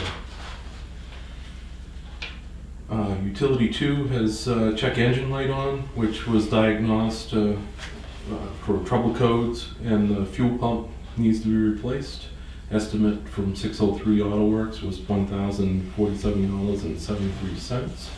Truck is still functioning, however, we need to get that in either this year or when the new budget starts for next year. Tires on the ambulance 1 were replaced prior to this year's inspection, and also had an alignment. That was $1,975.90, and 6 tires on 8/26 of 2021 at Belknap Tire in Laconia. Boat 2 will be traveling to Kimball and Doobie in Gray, Maine for its seasonal maintenance and before the upcoming winter season. Fire prevention was completed at the school on 10/18 by Captain Pike. All the interested members that wanted flu shots received them on 10/21 of 21 from Huggins Hospital. As far as paramedic came out and gave everyone, as far as members, our members, the shots. The department responded to a subject trapped under a tractor on Marymount Road on 10/6 of 2021 at 5:36 p.m. 9 members of the Fire Rescue Department, which were assisted by Stewart's Ambulance, Tuftonboro PD, Sandwich PD, and Carroll County Sheriff's Office, worked successfully to extricate the patient and get him loaded to Stewart's Ambulance for transport to Huggins Hospital by 5:57, which was 21 minutes. A Tuftonboro medic accompanied the ambulance crew to the hospital, and there is a letter on the back from the patient that was addressed to the department.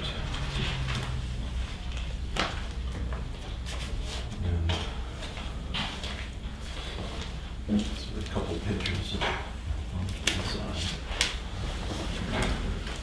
There are no pictures of the patient that are in that. That is the tractor after the patient was extricated.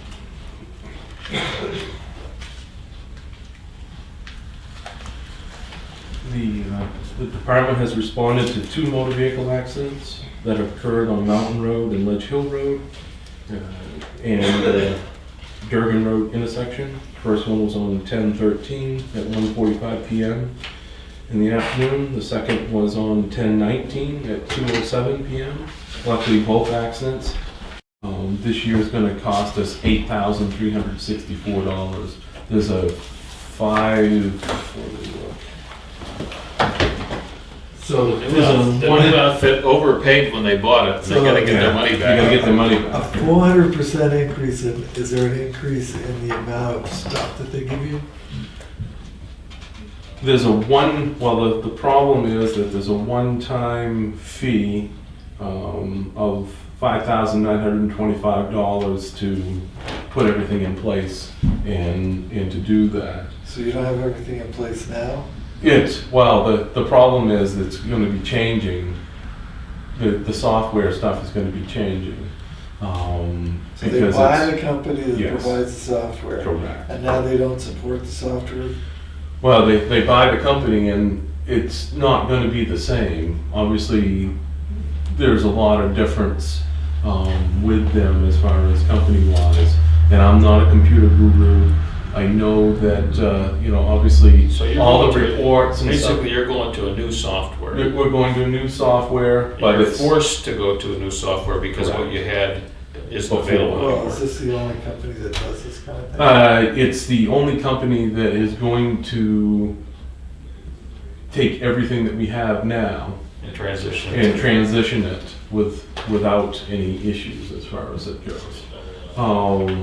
The total reoccurring would be $5,815. Supposedly there's a $3,376 discount initially, which brought it down to $8,364. We can look at other different things, but obviously I had to have a budget into you by whatever period of time, and this just happened in the last couple of the last month. All right, and we've got a $4,400 increase in boat expenses. Boat expenses is that we're looking at putting rub rails, so upgrade to the boat as far as we're looking at putting black rub rails along the side of the boat where the boat goes up against different docks and things like that. Our boat didn't have those in place when it was built.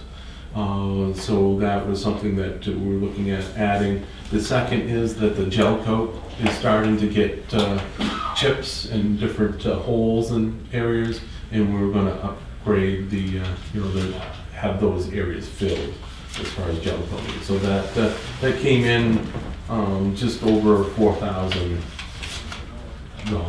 for that, and the rest is the normal boat maintenance and repairs, which is spelled out in the packet that we gave you.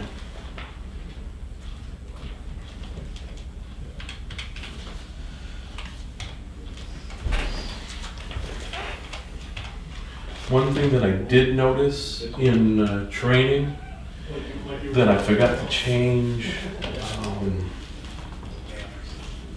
from the water rescue class to a pump training class. The dollar amount is correct. The wording is just not. I forgot to. In your detail. I forget the end of the detail. I forgot to wipe out the water rescue wording and put pump operator training for. That's on the 16 training people. line? Yeah. Okay. In which the training line went down. The pump class is much cheaper than the water rescue Oh, I class. have a detail on A detail on everything with this guy's budget. I didn't see a detail on the, Makes it easier. Yes, it does. boat expenses. Boat expenses? Look at page Page 15. 15. 15. Yeah. Found it. I just wish you'd put pictures on these pages, they're nicer looking. So airboat maintenance at $2,200. Mhm. What do we get for that? So the boat goes to Maine. They go through the boat to make sure that there's no cracks in the welds. They usually do a tune-up on the boat. They change the oil. And the $2,200 is just a rough estimate. It doesn't usually cost that unless they have to do welding and things like that. The remaining money will stay there if it doesn't have to be spent. And so boat one Mm-hmm. is gonna actually get 26 plus 45, 60, 70, $100, is that right? So boat one, everything that is listed there is what happens to the boat every year. And I have a breakdown from the marina of what they do.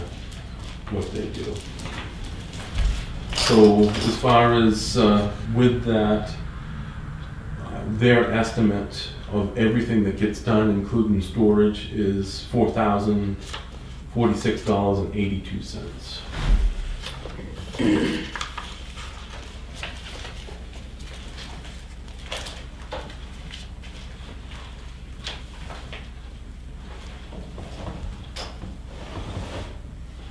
Okay, so they're gonna winterize, Yep. that's another 18. And they store it. 4,600. Yeah, So, $4,046.82. yeah.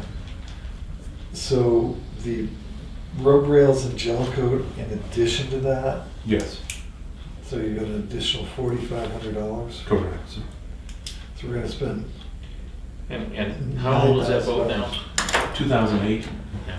so we're gonna Okay, spend so it's- $9,000 on that boat So this it's, year. In 2022. have we, so it's coming up on 14 years old, right? Have we ever done work on the hull before? No. Okay, so it's, No, we try to, take care of the boat as well as possible. Obviously, as you go along and as it gets Stuff older, it happens. starts to yeah. starts to have. But, no, we've never done any exterior work on it besides replacing the lettering and stuff on the hull.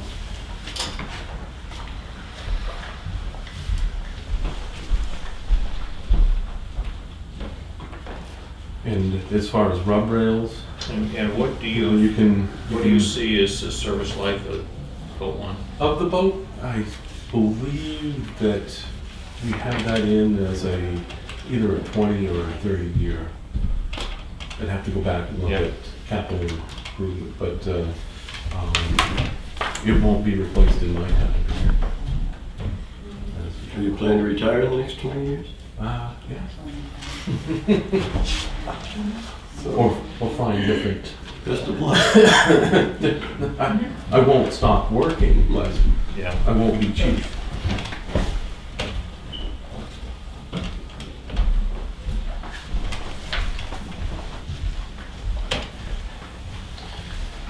That brings us to 7.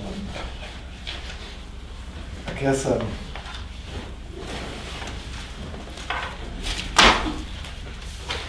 I'm not ready to, if all we do is eliminate the $36,000 shift coverage number, we're at $527,995. So it's still an 8% increase year over year. To drive it down to 7%, you gotta take the $4,500 out of the boat maintenance. Now you're down to $523,000. I don't see how you could do that. Well, that's the added rub rail and gel coat repair, and maybe make that into a warrant article, I don't know. I just, or we can leave it alone. I'm just running the numbers by you Mhm. guys. I don't think the 36 is gonna fly, but the other numbers, at that point, you're still at 9%, I think. What I found was tough doing the numbers was, you know, with the 4.6% increase, Right, it already right. put things well above. Yeah, and as we brought up with Yeah. the police chief, we said, this is the first year in a lot of years when there's been an increase in COLA. Yeah, kind of like that. stuff, Right. so. Yeah, We didn't look at, the only time that I adjusted any steps with the officers or firefighters is that if they changed, you know, they became an EMTA or something. Sure. As far as, So their skill level. their skill level was changing. We didn't give anyone any steps just because of, there was such an increase on the other COLA percent. It would put things way out of whack. Well, then it gives us an opportunity to get back to reality where we give steps for increased ability or increased skill level, Not just for being there. not just for, showing Right. up. And we try to do that anyways, Yeah. not just across the board. Sure. Yeah, it's just that it's, if you got a 0% inflation rate, in order to keep employees, you gotta give them something. Right. You know, we've been giving them steps lately. So basically, when I put the budget together, it was to put it before you. I don't expect you to agree with me on everything, and there would be a problem if that was the case.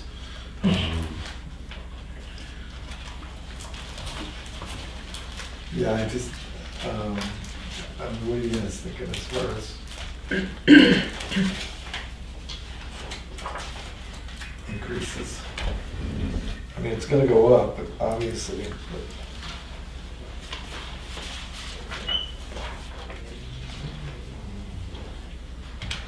Well, if we go to uniform allowance, and then we have call members working shifts, that's not the night shift, right? That we're talking about, the 6 to 6, that's the regular, for Yes. example, skip coming Yep. into work. Okay. Yeah, That's yeah, shirts or okay, whatever. yeah, that's good.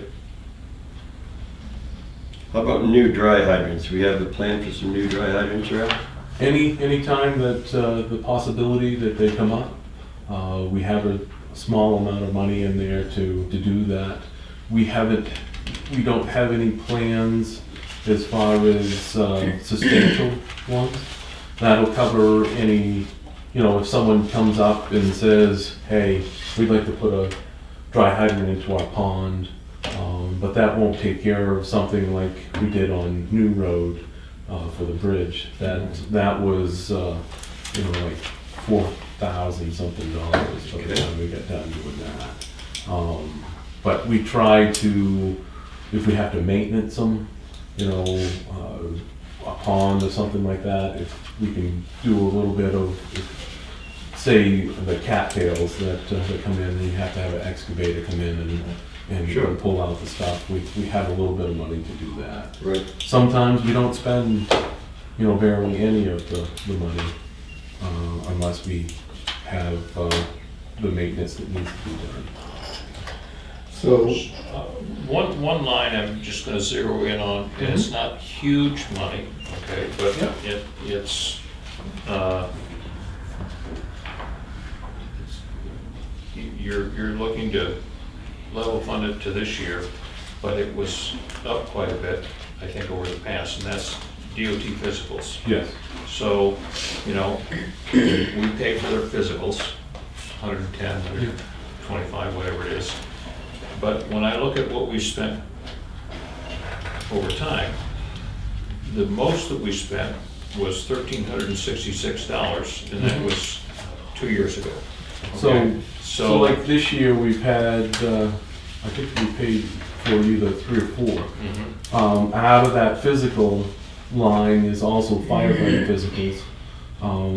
If we regularly sent people for firefighter physicals, which are well over $800 a piece, We have not sent anyone in the past 2 years because getting them has been fairly tough as far as it goes with the COVID situation. But technically, the new hires that we have, we should be sending them through initial firefighter physical so that we know what is wrong with people. And again, they're well over $800 a piece. So I budget usually for at least 2, if not 3 people. Myself and Caleb should go through a firefighter physical ourselves each year as far as it goes. But basically, we've been running off of a regular physical that our insurance pays for. So the other line item that's concerning is vehicle maintenance. I mean, you were over by 30 grand this year. Or more than 30. Well, with obviously, if you look at vehicle maintenance cost to date, engine 4, when I initially did this, engine 4 was $44,192 alone. Yeah. Which 41,000 of that was the engine rebuild. Yeah, so but what you got it flat funded for all intents and purposes. Yes. You know? Brought it up by what, We $1,400. Yeah, I know that utility 1 needs that $1,400 fuel pump.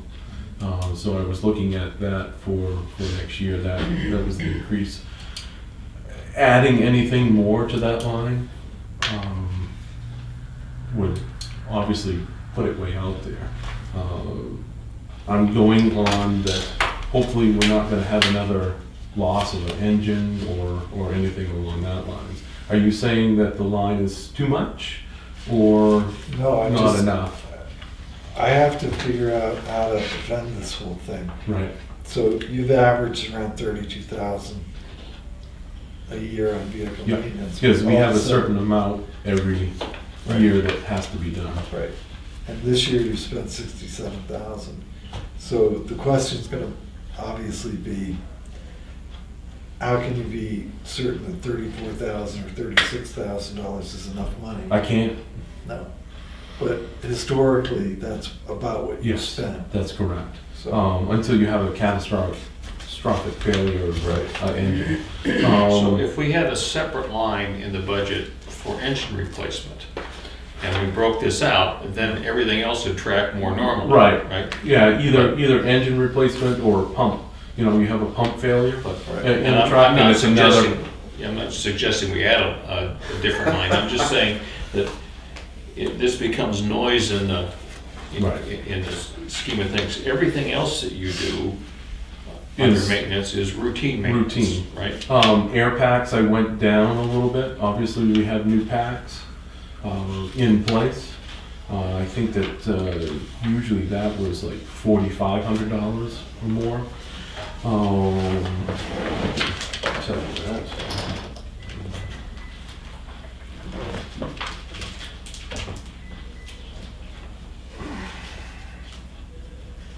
Yeah, last year I had initially budgeted $4,500 for SCBA. But so we knocked that down to $2,500, and this year we knocked it down to 24. We still need to have them flow tested, and anything that breaks on them, as far as most of the stuff is covered for lifetime warranty. But if we end up damaging them, at a fire or something like that, we'll be responsible for fixing, whatever the item is that we damaged. So we still have to have a little bit of leeway in that.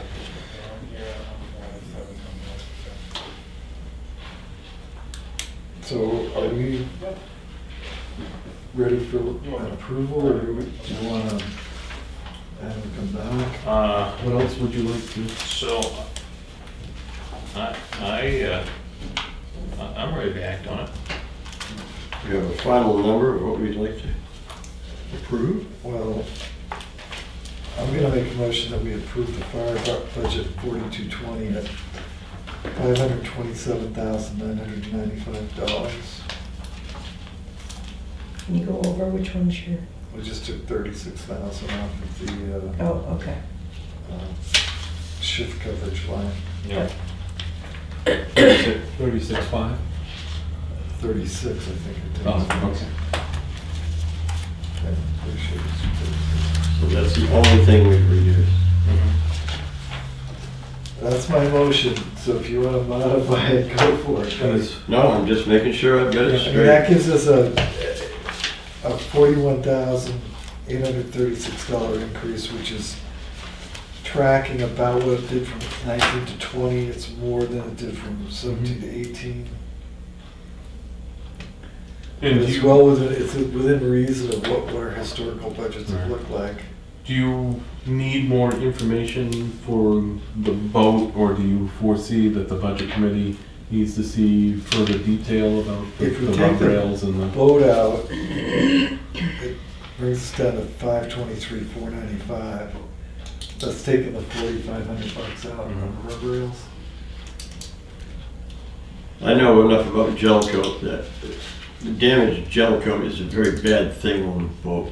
All right, Yeah. that's not good for the hull at all. That allows water to go back into the fiberglass cloth and things like that. I don't think we ought to remove that, and the rub rails are part of that. I think it should stay. So I'll second the motion that was made by Selectman Albee. And I would just say with respect to the night coverage stipend,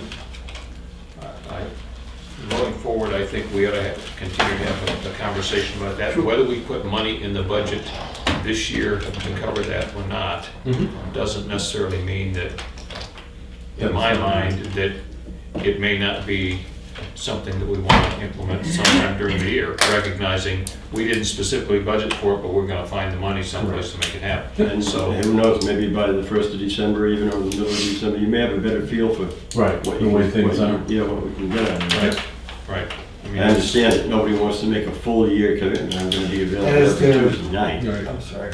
Look, Is there no room in the firefighters benevolent fund for that $4,500? Yeah, that's not a funding option, basically, as far as pay wise. No, for the boat repair.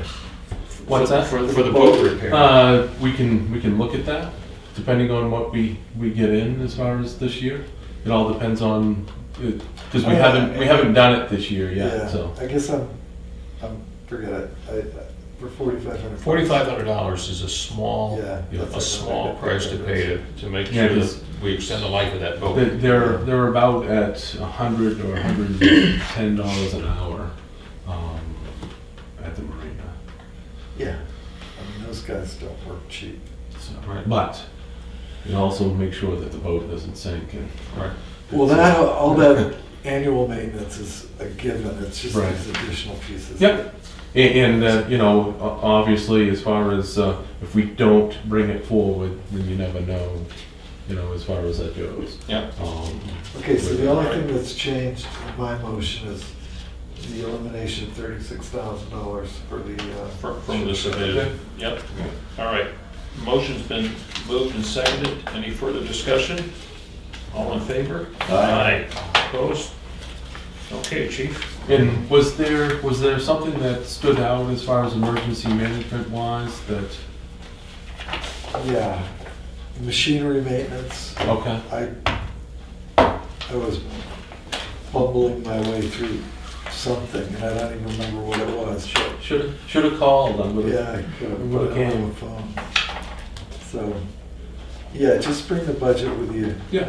and you can walk it through. They weren't upset or against or anti anything regarding that budget.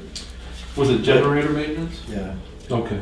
yeah. Yeah, because the extended interval preventive maintenance contract was $3,066. So that, He's gonna try to explain it to me again, and I'll still. and you're still not gonna, so that was a maintenance contract on the generator at the fire station that they actually basically go through, they replace belts, they replace the hoses and all that different stuff. That should have been done like every 5 years, hasn't been done yet. So it's gonna happen next year, as far as that goes, so. It's an occurring expense Yeah. that hasn't occurred, Correct. and now it's about to. I got it. But it would be helpful if you But could. make that. Yep, I'd be more than glad, I was expecting to be there for the ambulance and the emergency management and whatever budget. Yeah, the only question on the ambulance, and that's going to remain a question, is when you talk to CIP, you put a replacement ambulance in your CIP report sometime out in the future.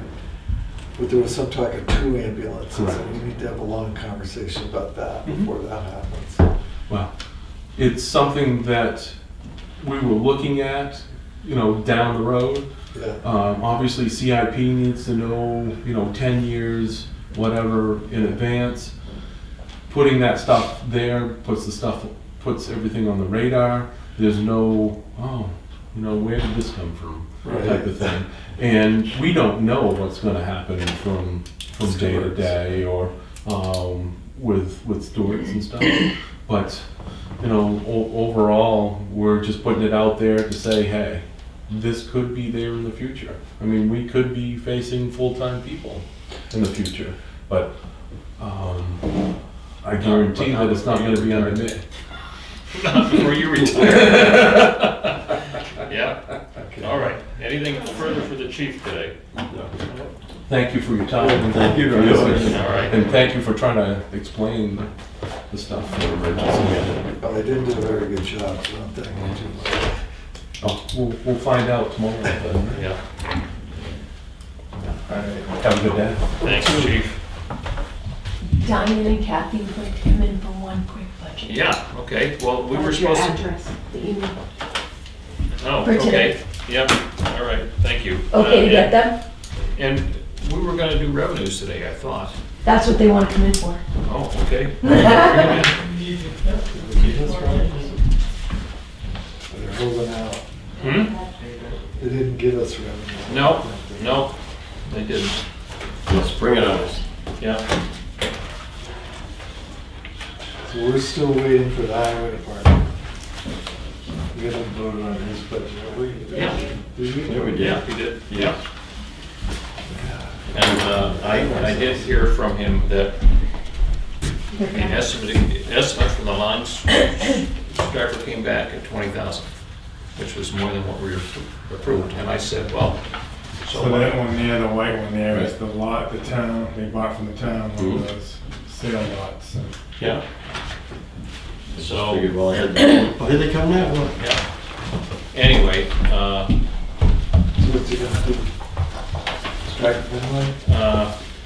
no, well, what I said is that might be something he wants to present as a plus up when he goes to the budget committee and say, well, this is what we're working on. Thank you. Now, no, it's gonna be at least this, and ask to add that money back.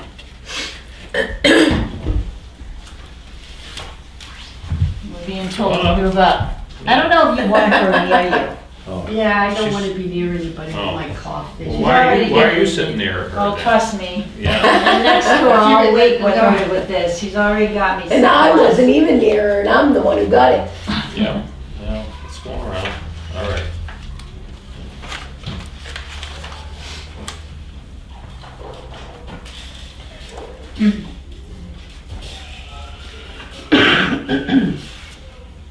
All right.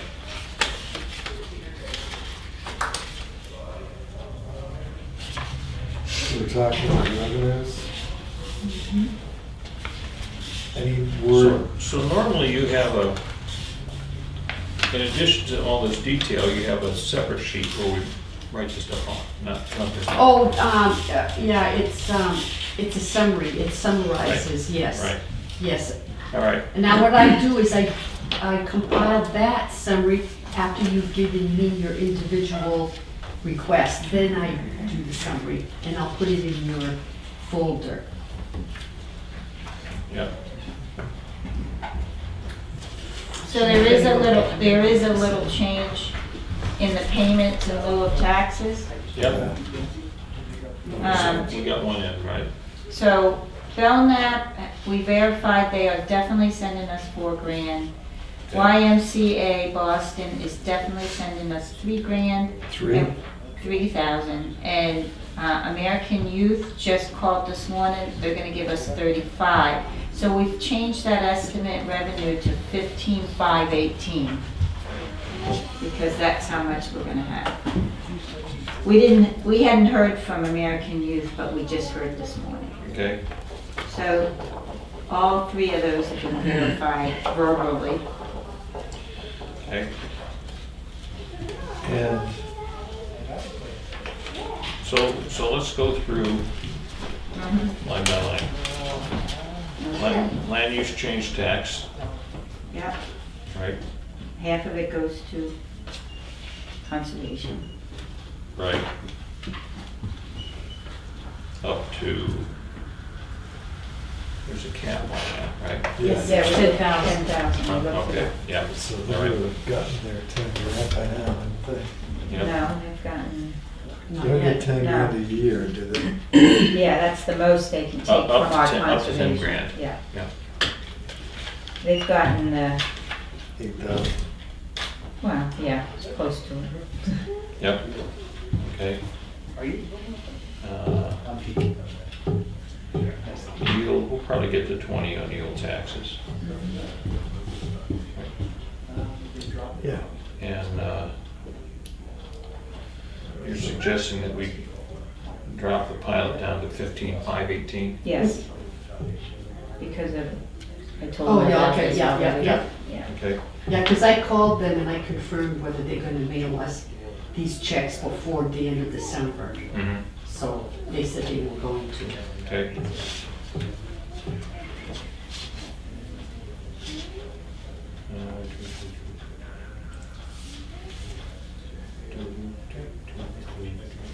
All right. Excavation, looks like a good estimate to me. Yeah. Yeah, we're real close there. Uh, Boat Ridge, that's probably as close as you're gonna get to. Mhm. Yep, it's not bad. Betterment, all right. Penalties and interest, that's probably a good shot. Yep. I talked to Jackie and she said that 2,700 is more realistic to, the remainder of the year, she might collect that. Mhm. I had it higher than that and I reduced it. It was 50,000, I reduced it to 40. All right, She hasn't been collecting much in the past 2 months. all right. Business licensing. I don't have any feel for if that comes in at Yeah, a I steady looked rate at- through the year or not. I've looked in the past years and that's the last quarter we haven't received yet. They Okay, pay us quarterly, we're due one more payment before the end of December. So it should be more than $5,000. Yeah, okay. Okay. Municipal agent fees. Had all involved refused to be transported to the hospital. All occupants advised that they were not injured but shut up. The intersection is a very dangerous intersection, as some said that they did not see the stop sign or the vehicle that was traveling on Mountain Road. Both vehicles that struck vehicles traveling on Mountain Road were traveling from Ledge Hill across to Durgan. The first accident nearly missed a school bus involved by inches. One vehicle that was traveling down Mountain Road was pushed into Durgan Road where the school bus was stopped. My question would be, can we put a simple stop line at each stop sign that you see? And for example, like at our fire station, we have just a white stop line. Or can, in Maine, I've seen the LED stop signs that have the flashing LED lights around them, and they're actually on a solar unit, and I believe that they're censored also, so they're not flashing all the time, only when they see a vehicle. Those particular units are just over $2,000 and up, depending on how intricate you want it as far as the stop sign as far as it goes. But not being part of the police department or DOT, I don't know how the regulations are as far as where the state road comes in, if the town can put those white lines in for. My recollection is that, yes, we can put stop lines. As a matter of fact, I think we did paint stop lines up there last year, but our contractor never showed up this year. And we've talked with the state about putting additional signage on our roads at that intersection, and that just, it hasn't happened, but I think it needs to. Well, the Ledge Hill Road side has a stop sign ahead sign, so Yeah. Right. I don't know how much more you can do without having something Well, else we've that gets their looked attention. at these lit stop signs at a meeting, I forget when Right. it was a year ago maybe. But yeah, I agree, something needs to happen up there, it's getting worse. So once the accidents happen, it's an absolute nightmare, because you need multiple personnel to do traffic. If anyone's hurt, you need multiple personnel to, take care of them. And depending on where the vehicles end up is a nightmare also. as Yeah, far as it no way around. Right, yeah, there is either no way around, or, when the vehicles that want to get through the intersection, they come up. If you don't have someone stopping them exactly where you want them, then you block up the whole area, so. But we've got through those two, but there was just a couple questions or suggestions that I might have as far as with that. The driveway sealing has been completed at all the stations. The rear tires on engine 1 have been replaced by Belknap Tire in Laconia at state bid price at $2,304.20 for the 4 tires on 10/14. Pump testing has been completed on all of the Class A engines. That was completed on 10/12 from Lakes Region Fire Apparatus. All apparatus passed the main pump testing. Engine 4 has a vacuum leak on its 5-minute dry prime test, which will need to be repaired and retested. The unit is still in service and usable. The unit should hold the dry prime starting at 20 Hg for 5 minutes with no more than 10 Hg loss. Hg is inches of mercury. It does not hold that, it loses it fairly quickly. All inspections and preventative maintenance has been completed on all apparatus. We have a circulator pump issue at Central Station for the heating system. We're waiting for the new pump to come in. There's two pumps, so we were able to shut one of them off and manually turn on the other one to bypass it for now. And again, it's just like everything, we were just waiting for the parts to come in. They did say that the parts came in, and they will be putting that in place on 10/28. The new furnace at Melvin has been completed by Butler's Heating on 9/29. That was $6,750. There was a structure fire at 31 Edge of Lake Drive at 10:15 p.m. on 11/16/2021. The homeowner returned home to find his outside furniture and vinyl siding on the back of his home on fire. Homeowner used a garden hose to stop the fire, just as it was burning into the attic soffits. FD personnel checked with thermal imaging cameras for extension into the attic. The fire department would like to remind everyone, if you have propane outside fire units or grills on your deck, please do not leave them unattended. This incident was accidental, but could have left the home seriously damaged if it wasn't seen and extinguished when it was. Please remember that the wind can blow and loose plastic furniture covers and start fire when near open flame.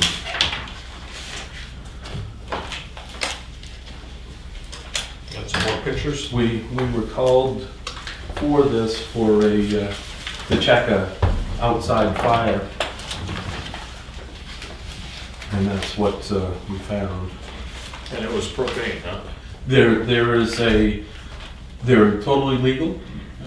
There was a propane unit that was plumbed through the deck, and what happened was they left for a period of time.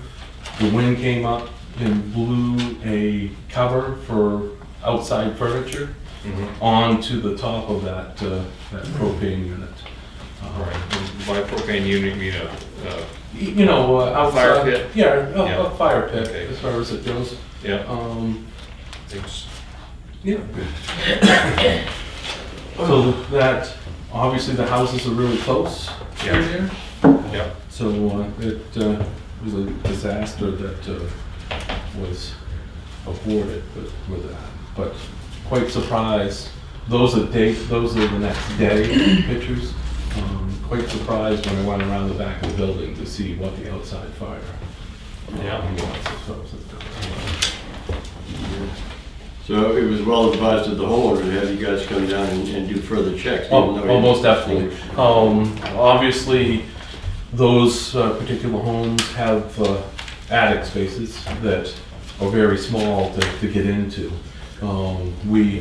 We were able to get one of our newer members that used to work in submarines in tight places up into get his gear off, get him up in there to check with a thermal imager. Went down a little bit more as far as the side of the home, and did a little bit more of taking all of the stuff off the deck as far as mop up, and got that situated.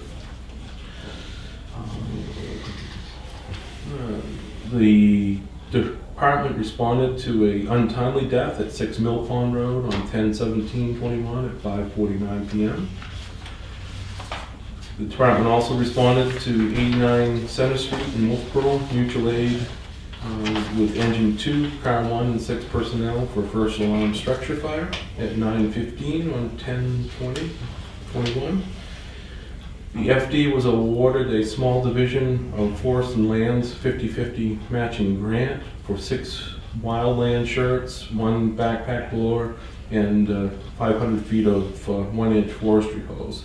The town will receive $673.66 after the $1,373.66 purchase. They'll receive that back as soon as we send them in the receipts. We've received those in the past, and they usually come out of the emergency management side of the budget, either under grants or the forestry section. And that's what I have for updates.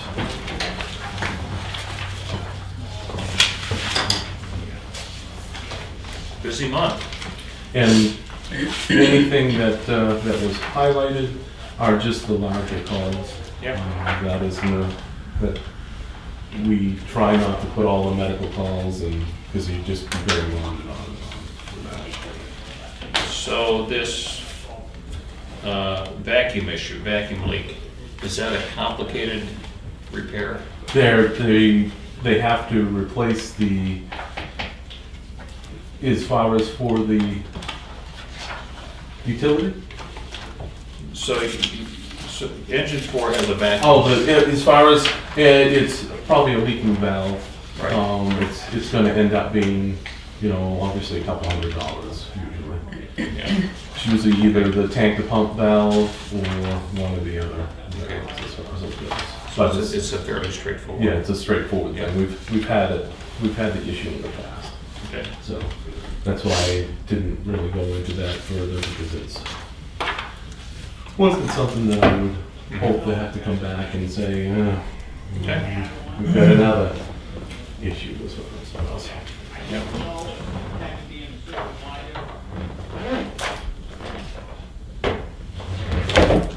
All right. Let's move on to the budget.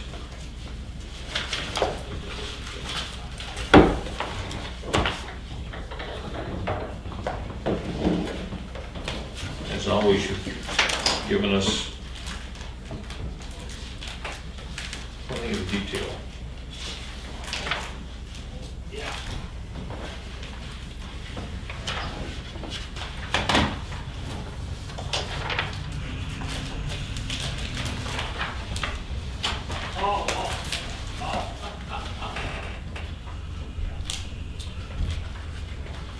and time for a budget committee meeting tomorrow night? 6:30.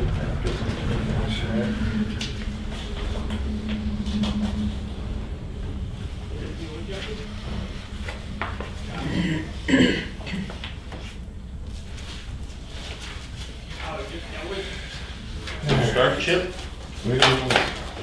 Well, obviously, we've got the pay set, so that's done. But we've got a 10,000, we'll start with firefighter allowance. Mm-hmm. Got a $10,000 increase on that. So as far as firefighter allowance, a couple different, obviously you have a 4.6% increase, which affects that. And I went up on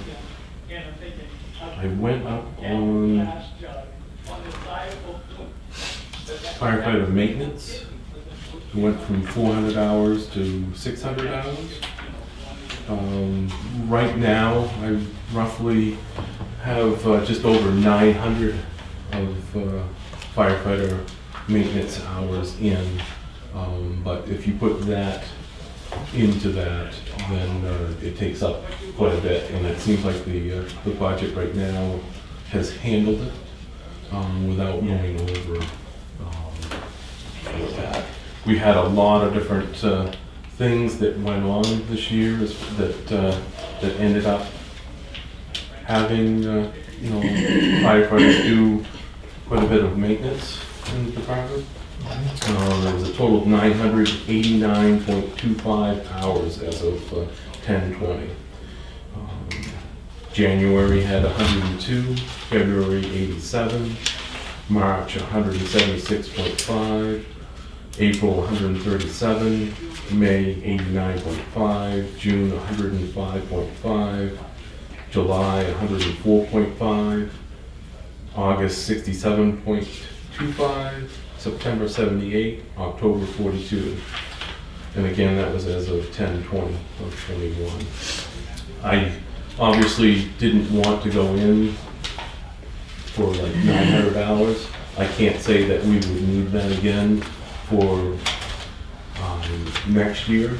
And I had people that were available to do different work and things this year that I might not next year. So I went up like 200 hours on that particular one. The rest is just the 4.6% Yeah, for that one. I mean, the other line that we have to look at is the shift coverage, which is. Yeah.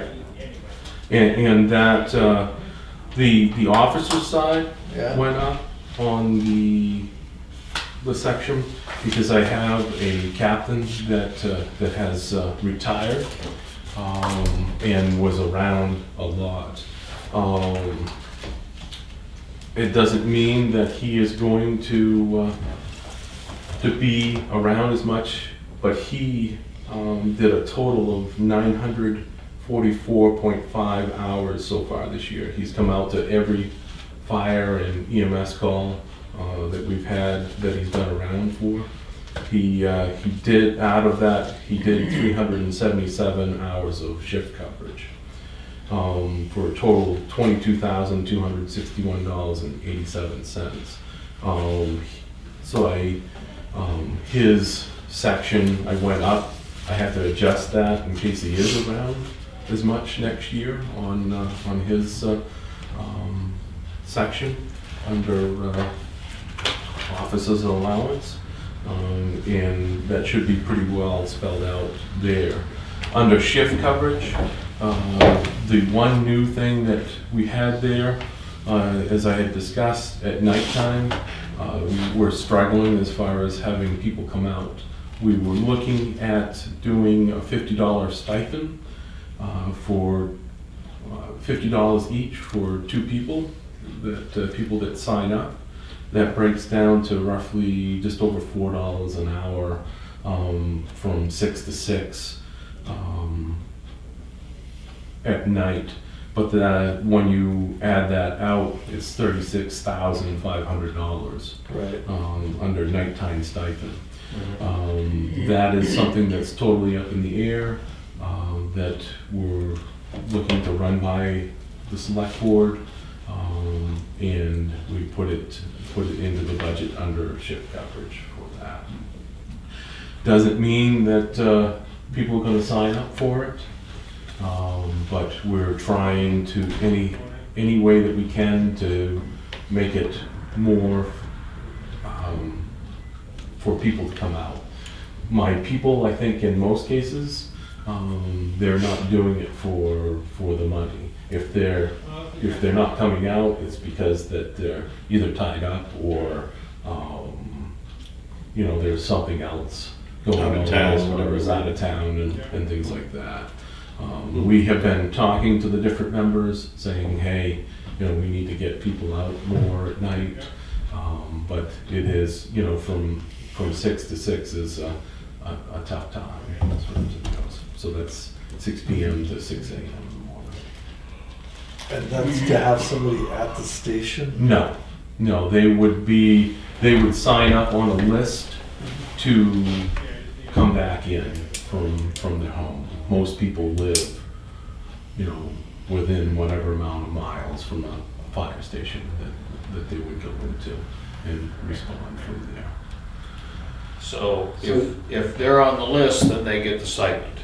Is that how that works? Correct. So as opposed to what you do now, which is a call goes out and people respond. Whoever responds. So this is a, In that particular case, those 2 people would make the decision of whether or not that they needed more personnel. They could have another tone put out type of thing or what. But we would know that we had at least 2 people that were coming out for the call. And if they needed more help, then they would come out. is this something that's worked other places? Other places have done it. It has and it hasn't. In a lot of cases, it comes down to more full-time people. But the only thing with full-time people is you've got the full-time people during the day, basically in smaller departments, and then at nighttime, you run back into that because they're not coming back in, type of thing. So nationally, we're not the only department. Everywhere is having issues. But it's not that you're not paying anybody, because you're... Right. Yeah, we're paying people we're paying people when they come out on the calls and stuff. Right, but you got $30,000 or $36,000 now in this year's budget without the stipend. Right. So that's money that's gonna get paid out to firefighters and EMTs. That do shift coverage during the day currently. Okay. So if I'm out, if Caleb's out, or there's time periods that, like on holidays and stuff like that, if both of us are not there, then people come in and cover if they're available. So like Skip Galvin, who's a firefighter paramedic, he comes in and covers on Thursdays and Fridays. I'm off usually on Thursdays. He works an 8-hour shift, and Fridays Caleb is off. He covers Caleb's shift as far as the time period that he's doing. So. So the $36,000, can you run, So the 36,500 Yeah. would be $50 times 2, so that's 2 people, for signing up to, at nighttime, yeah, to say that they will come out to calls. And if they come, once they come out to the calls, obviously they would be paid per hour. right. So, But there's no guarantee that we have people that are gonna sign up. Yeah. Or that, you know, we may be just back in the boat that we cover the way we are, you know? So, We've been able to cover all the calls.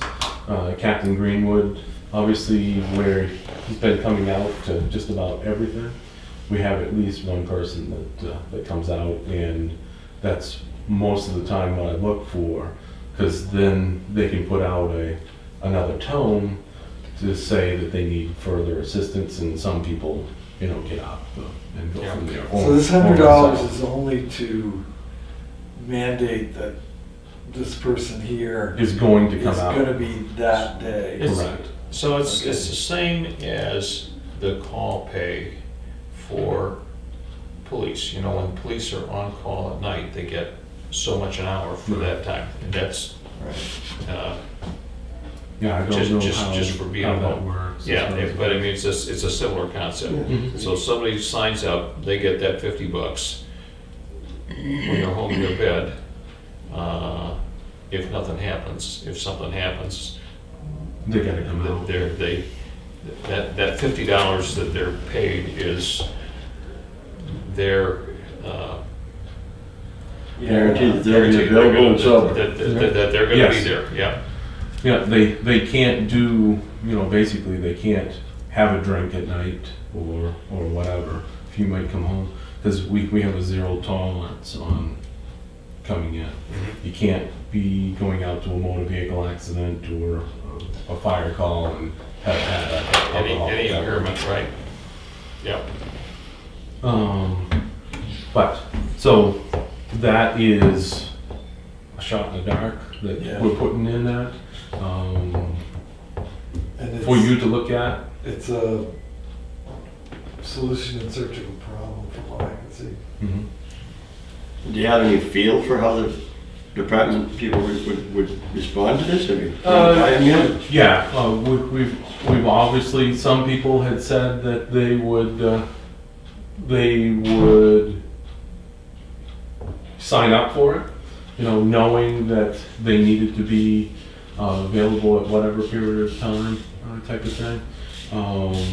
You know, and then do you make it mandatory as far as that you sign up for a certain amount of days as far as it goes. I think that you run into a problem with that as far as making it mandatory, because you might have some people that just say, no. Obviously, we have some people that are on the department that we haven't seen in a whatever period of time.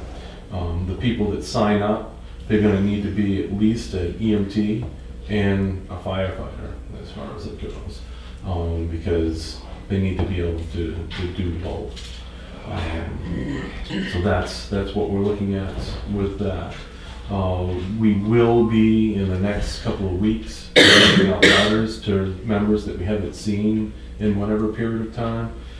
Because obviously, when it comes down to workman's comp and other things with the town, it goes off of how many people that you have. Right. The more people that, it doesn't do me any good to have 32 members on the roster if you don't see them, and I'm paying out the workman's comp, and I'm putting them in new turnout year, because it has to be replaced every 10 years and things like that.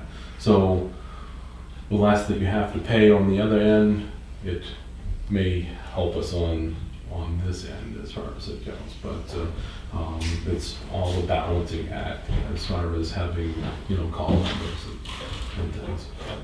A lot of the different departments in the area are having trouble finding full-time people for the department. So the 36.5, that's every day. That's every day. So obviously, after I got thinking about it and turned the budget in, obviously that wouldn't start until after town meeting. Mhm. So there's a time period in there that could get taken out as far as Yeah. it goes. Right, so it wouldn't go into effect until after town meeting, so that's ostensibly 8.5 months of the year. The other thing is, you don't have any real feel for how well subscribed it would be. Right. If somebody's gonna be signing up every day, or, maybe you'll only get people half the time. Half the whatever. time. Yeah, exactly. Yeah, I mean, I guess my inclination, if you wanted to proceed with that program, is to say, of the 36.5, scale back to 8.5 months, assume some percentage of that, which means we're at risk of overspending, but we won't know until the program runs. So, if you assume that, I don't know, that half the days people will sign up for, or 2/3 of the days or something, if you get 100% subscription, now we gotta find somebody someplace else. But it's one of the things with throwing a big new thing in there that we have no idea what the actual cost is gonna be. We put all this money in there, and it's just And it doesn't. extra tax money that we Right. collect Exactly. that we may not. And without bringing that forward, we don't know, Exactly. if it's going to work. I know that, like Senator Ossipee has done it. They've apparently had pretty good success as far as people signing up, and in a few other areas. Like Wakefield, they've gone to all full-time people, 24 hours a day. But they're a very busy department as far as it goes. They do over 1,000 calls a day and things like that. But they took a huge step going from 2 people to 8 people. And they still have call that, back up the people, But they have round-the-clock, they full-time have coverage. round-the-clock Yeah. coverage. And they run their own ambulance too. They Right. actually, they have 2 ambulances, and they were looking at keeping one because they're so busy with stuff. so it's because Captain Greenwood's been doing so much work that you need this money? What's that, as far as this, Shift coverage. the stipend? Yeah. As far, no, that's because we're not getting, he's the only one, some nights that's coming out, type of thing. So you've got incidents that are happening where nobody shows up? Oh, we've always covered our incidents. Okay. If we get 2 tones and there's no one coming out, then myself or one of the other officers that might not have come out on the first tone is coming out, Okay. as far as it goes. But, you, for a period of time, as far as that goes, if you have whatever medical calls and you go back to the same place for whatever amount of nights, as far as it goes, someone might not, I'm not gonna get up to do that as far as it goes. But we have never not covered a call. We have at least one person that comes out to that. And that's why on the weekends that we have the officers between the 6 of us. One person stays in town for the weekend. They're not paid to do so, but they volunteer It's to. just part of your responsibility as an officer, yeah. Yep. And we go from there. But we obviously can't do that on the weekdays. I'm very, very open to, very receptive to your thoughts as far as it goes. Now, the money-wise, as far as Captain Greenwood, his section under Captain 2, you can see that it increased because I accounted for him coming out for more calls.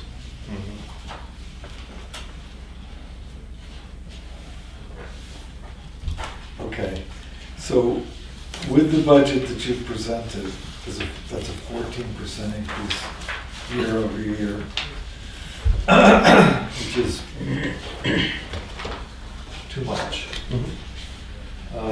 You got a $10,000 increase in your firefighter's allowance, $38,000 increase in your shift coverage, $6,800 in dues and subscriptions, $4,400 in boats. So, Boat expenses. So those are the lines I'm looking at Yep. primarily. I'm not sure. I'm not sure I can support the 36,000 unless it's an issue. right.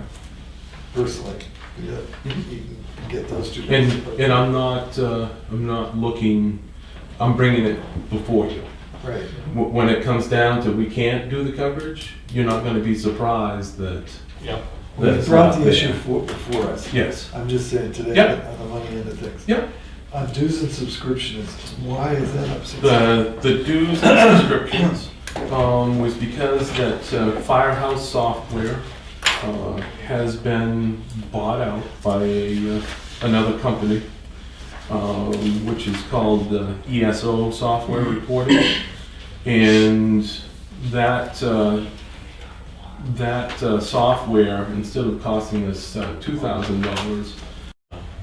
That might be a little low, but I'm happy to leave it where it is. If we got 23.4 already. Yeah, they pulled 52,000 in the month of October alone.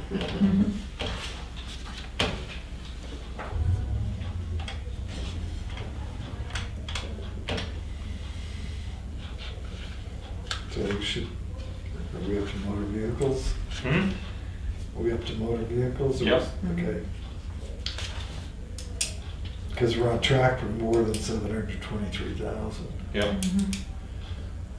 Do we want to change that? We were gonna let you make that decision, because Well, it's a little low based on the trends. That's all I can say. I dare I say. mean, Yep. So, yeah. $740,000 isn't out of the picture, that's only 10% more. Yeah, I mean, we've got the month of November and December We got left. 2 months left to go, and you have the last month, which is generally a heavier month than the first month. I don't know, I'm gonna recommend we go to $740,000. Okay. 740? Yep. Okay. That's a good, realistic. Building permits. The same for the whole thing. Oh, clarification. Are you changing the 723, 800 line? Yeah. Okay, so, all right. Or you're changing the 722. Oh, Yeah. it's changing the gross line, the 723 Gross line. line, you said. Okay. Right. Okay, that's what we wanna do.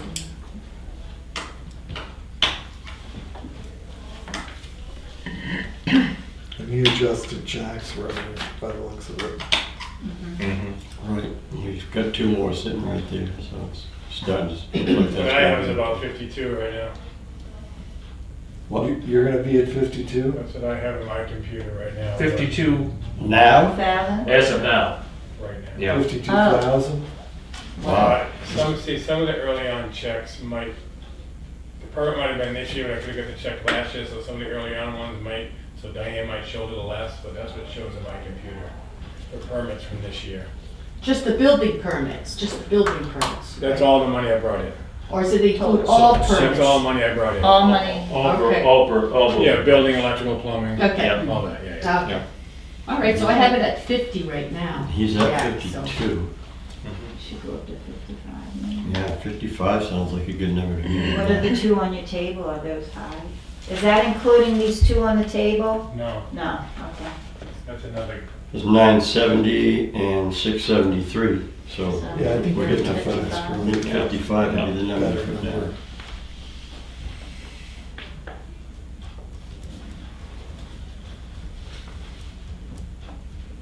Keep saying there might not be more, but they keep coming in. Mhm. They do.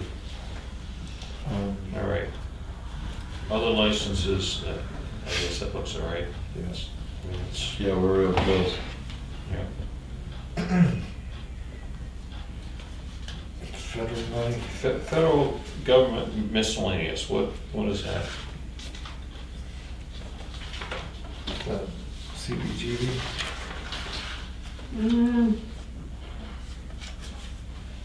That was, I think, can't remember.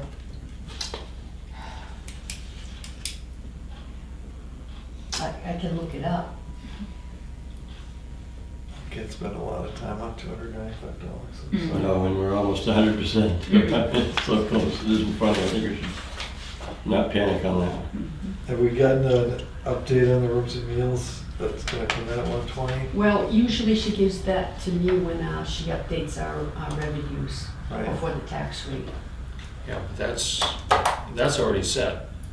We may not know what it is, but that's set by the legislature, not by how much money. Oh, right, but they Right. don't tell us yet. Yeah, huh? So, all right, highway block, that's a set thing. All right. Revenue from other government, $135,406. And that's what we've got. It's Most of, 100%. 126,600 of that came from the local fiscal recovery funds just back in October when Biden Right. and the Congress approved that, so. Okay.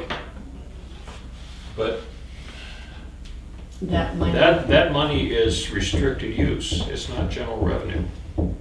Well, We have to give it back if it doesn't get applied. That's to- right. So we can't count that as general revenue. that's gonna be an accounting question. Yeah, I think we Our have to accountant- account it. But like the one we just gave back, I mean, that ends up being, Yeah, we returned some money for that COVID relief fund or whatever it was. yeah, it was a We had brought stipend, that in as revenue.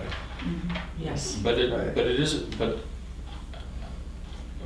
well, the problem with counting as general revenue is then it reduces the need for taxation to cover all our obligations, but this money's not available for those obligations, right? Well, it's Well- available for some. Yeah, I mean, your highway infrastructure, what else? Hopefully the police, that some of the transfer station equipment can be bought with that, but that's not general But fund. none of this That's stuff is warrant. stuff that we've already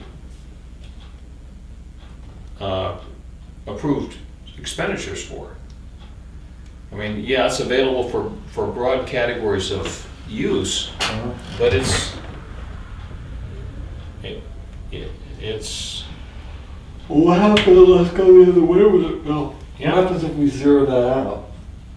What do we do with it then? well, How do we I keep our accounting honest.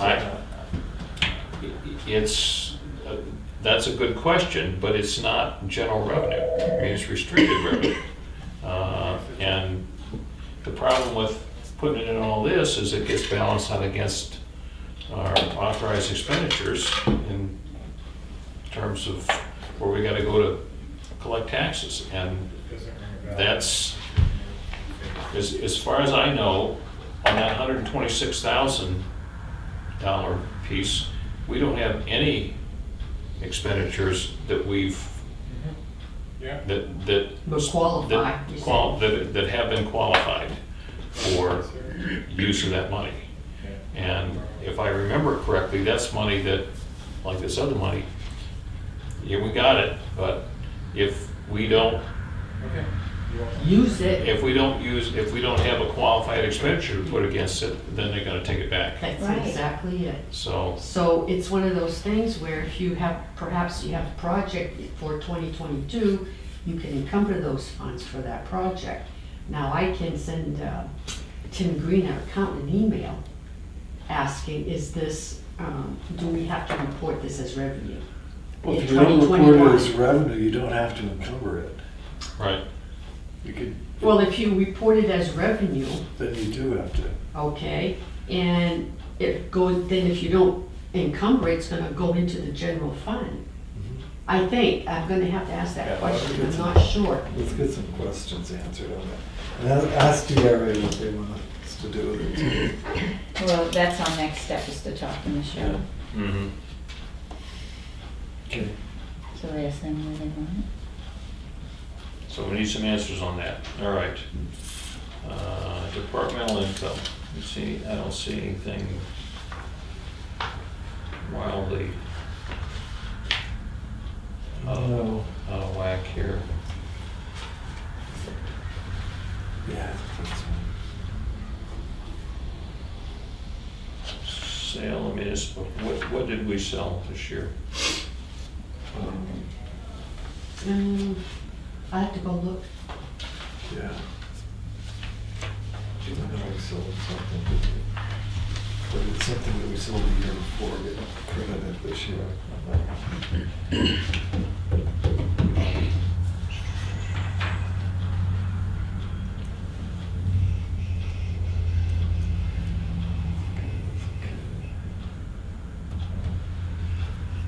That seems high. All right. So we're going down through. The insurance dividends and reimbursement seems high. Do we know we're gonna get that 52,000? Yeah, that's those holidays. Right, So Well, that's, you've already gotten 20, 27.6. right, and there's supposed Or to be 24.5. another 27 coming according to Diane. I wasn't involved in it, but that's what she's saying. okay, She must have gotten something in writing, because you know, she wouldn't have put it on there, she so as we go on down, didn't. we got a line there, 17,316 from the Oakville Joint Board. That's money that went into the expendable trust fund. I don't know if she did that one. She's So done it. that's not revenue, Right. that one. That went in, it's already been transferred over? Yes. Yeah, and it was accepted contingent on that, so it, I mean, it may have passed through the big pile on the way in, but that was one of the conditions on it, is it went into the expendable trust.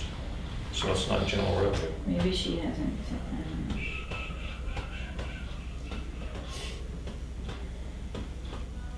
So the unanticipated revenue, 39.78, that's that money we had to send back on the COVID? Yes, yes. Great Meadow donation, $20,000. Oh, that was that's, yeah, with the purchase that we haven't.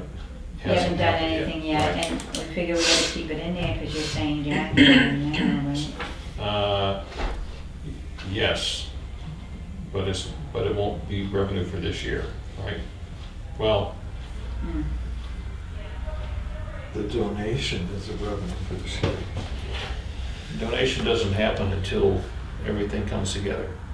Oh, Is that that's coming the- from that's- that though?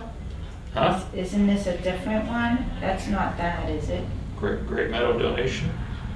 Yeah, I didn't think that was the That- Lions. I thought that was the money that was non-tax money that was coming in that warrant article. $20,000 from, part of it's coming out of the conservation fund, part of it's coming from Donation. donations, right? Right. But if it's not coming this year, Right, it's gonna be in there. right?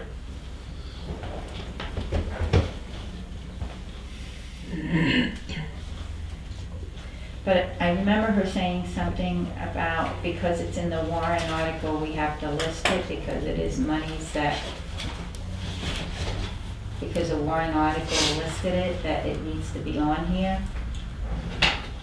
Really? I don't know, I remember her saying something like that, so when she comes in, we can clarify.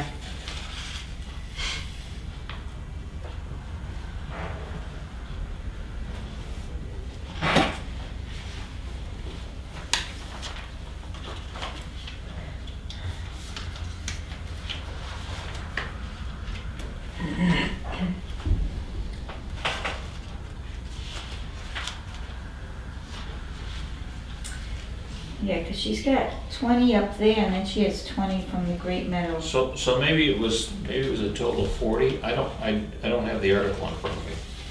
Yeah, she has 20 in each area. Yeah, I thought it was total of 20. Do we have? So that's something we need to look at.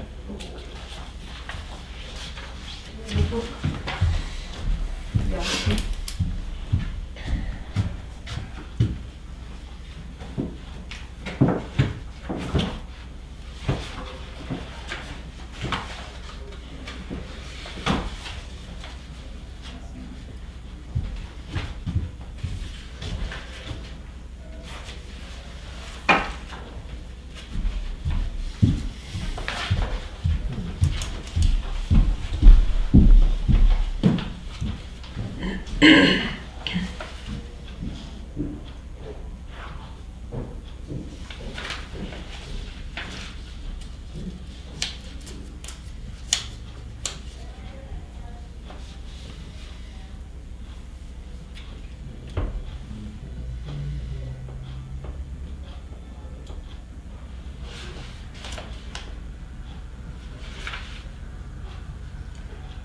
Cammy, what time am I supposed to be in Plymouth? 2 o'clock? 2 o'clock. Okay. Yeah, I can't last much longer here. You go all day, Yeah. but I don't want to. There you go. Interesting note, for the first time in my life, I took a drive through North Country Village, where our community block grant was established there. Yep. There's an amazing amount of places in there. Oh, yeah. Yeah. Yep. Yeah. Yep. Wow. Yep. Okay, here we go. What do we sell?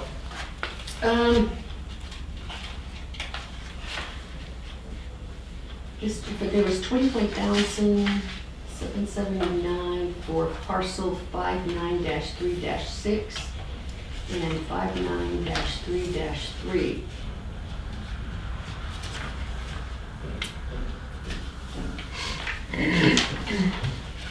It's the Demers taxes. Demers, Mountain Road. Oh, is that this year? Huh. Yeah. Okay. It was in the- Well, that came in, yeah, this was, just no date on this. The check was written out in February 2020, Yeah. but I don't know why it took this long to book it. That doesn't sound right.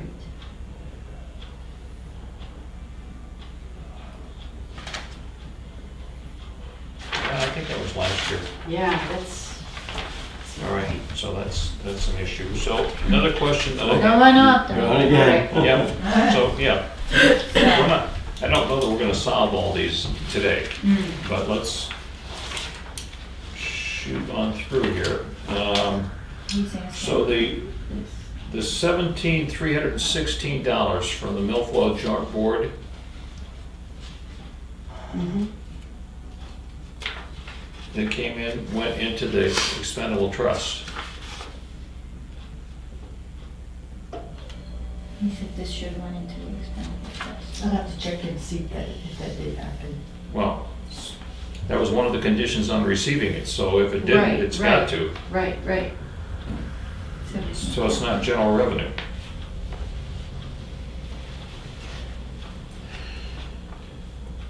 It's revenue because it's going against because it offset it and, you're putting it into the,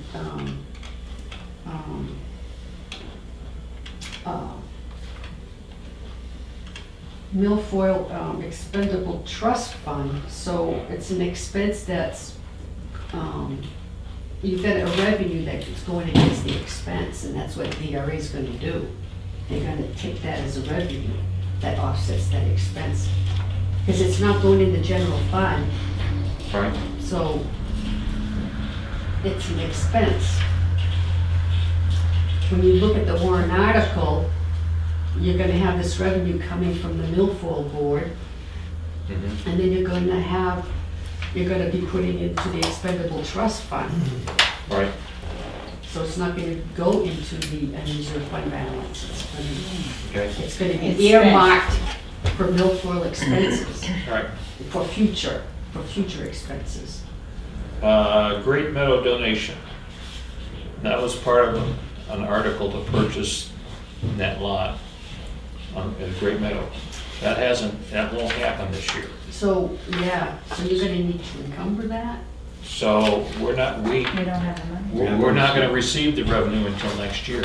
so we shouldn't even count it, is what he's saying to you. We shouldn't even- And did you find a town report?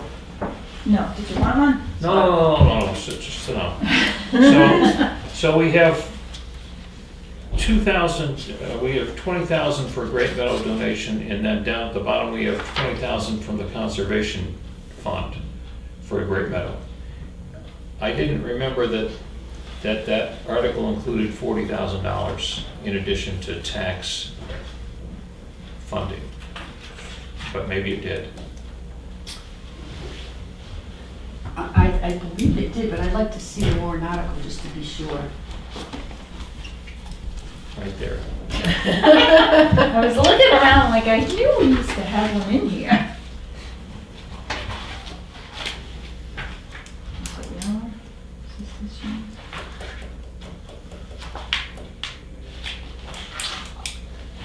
This is it.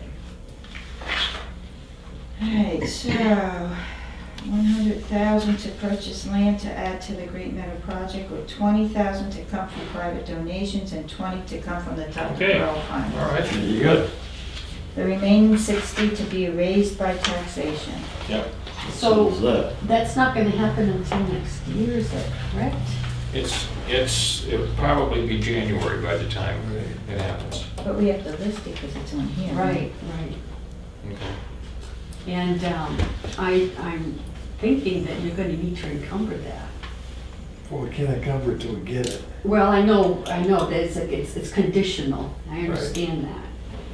I just, So, erring on the side so of we should tell the caution. Conservation Commission that we want the 20 grand.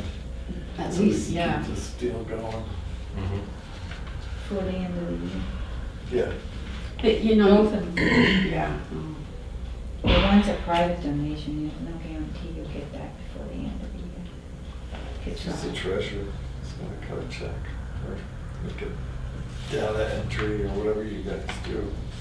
I'm gonna have to ask Michelle about that, because I don't know as if you can't count it again next year, because you've already counted it once. Right. Yeah, so we need it. Yeah, so I would think you'd want to Yeah, encumber count that it. donation, even though we don't have it yet, but we will once the condition's met. Right. All right. Can we save it and put it as? So, but Fantastic. look at the last line on the last page, which is monies we're not going to get for quite a while. Yeah.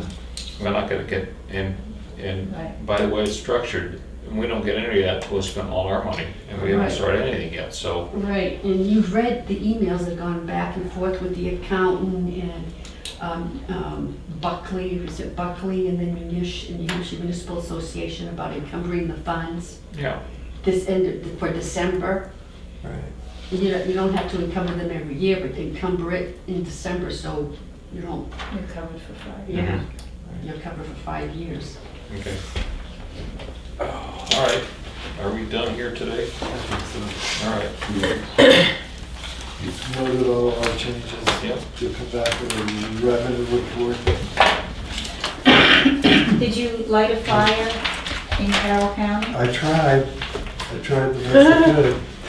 I talked to the people I know, and they, everybody wants to do And this. they but- just went, "Cuckoo." Yeah, we're not the only ones screaming. Oh, I know. So, So check me in now. Yeah. I make a motion to adjourn the meeting. I'll second. All those in favor? Aye. I'm not gonna do it. Yeah, There's no danger of my spine showing through tonight. yeah. No, Shall I go I down have and to visit make- my friend I have to Manaz, schedule Metro Week Falls, so. Oh, there you go. It's a cold day. We both Yeah. know. She does a good one, I will. Yeah, she does. I don't know. Yeah. Do you when do you want the interviews? They adjourned. So, So I'm thinking maybe Friday morning, you guys wanna? okay. Okay. What day is Friday? I don't know, but I have It's the 20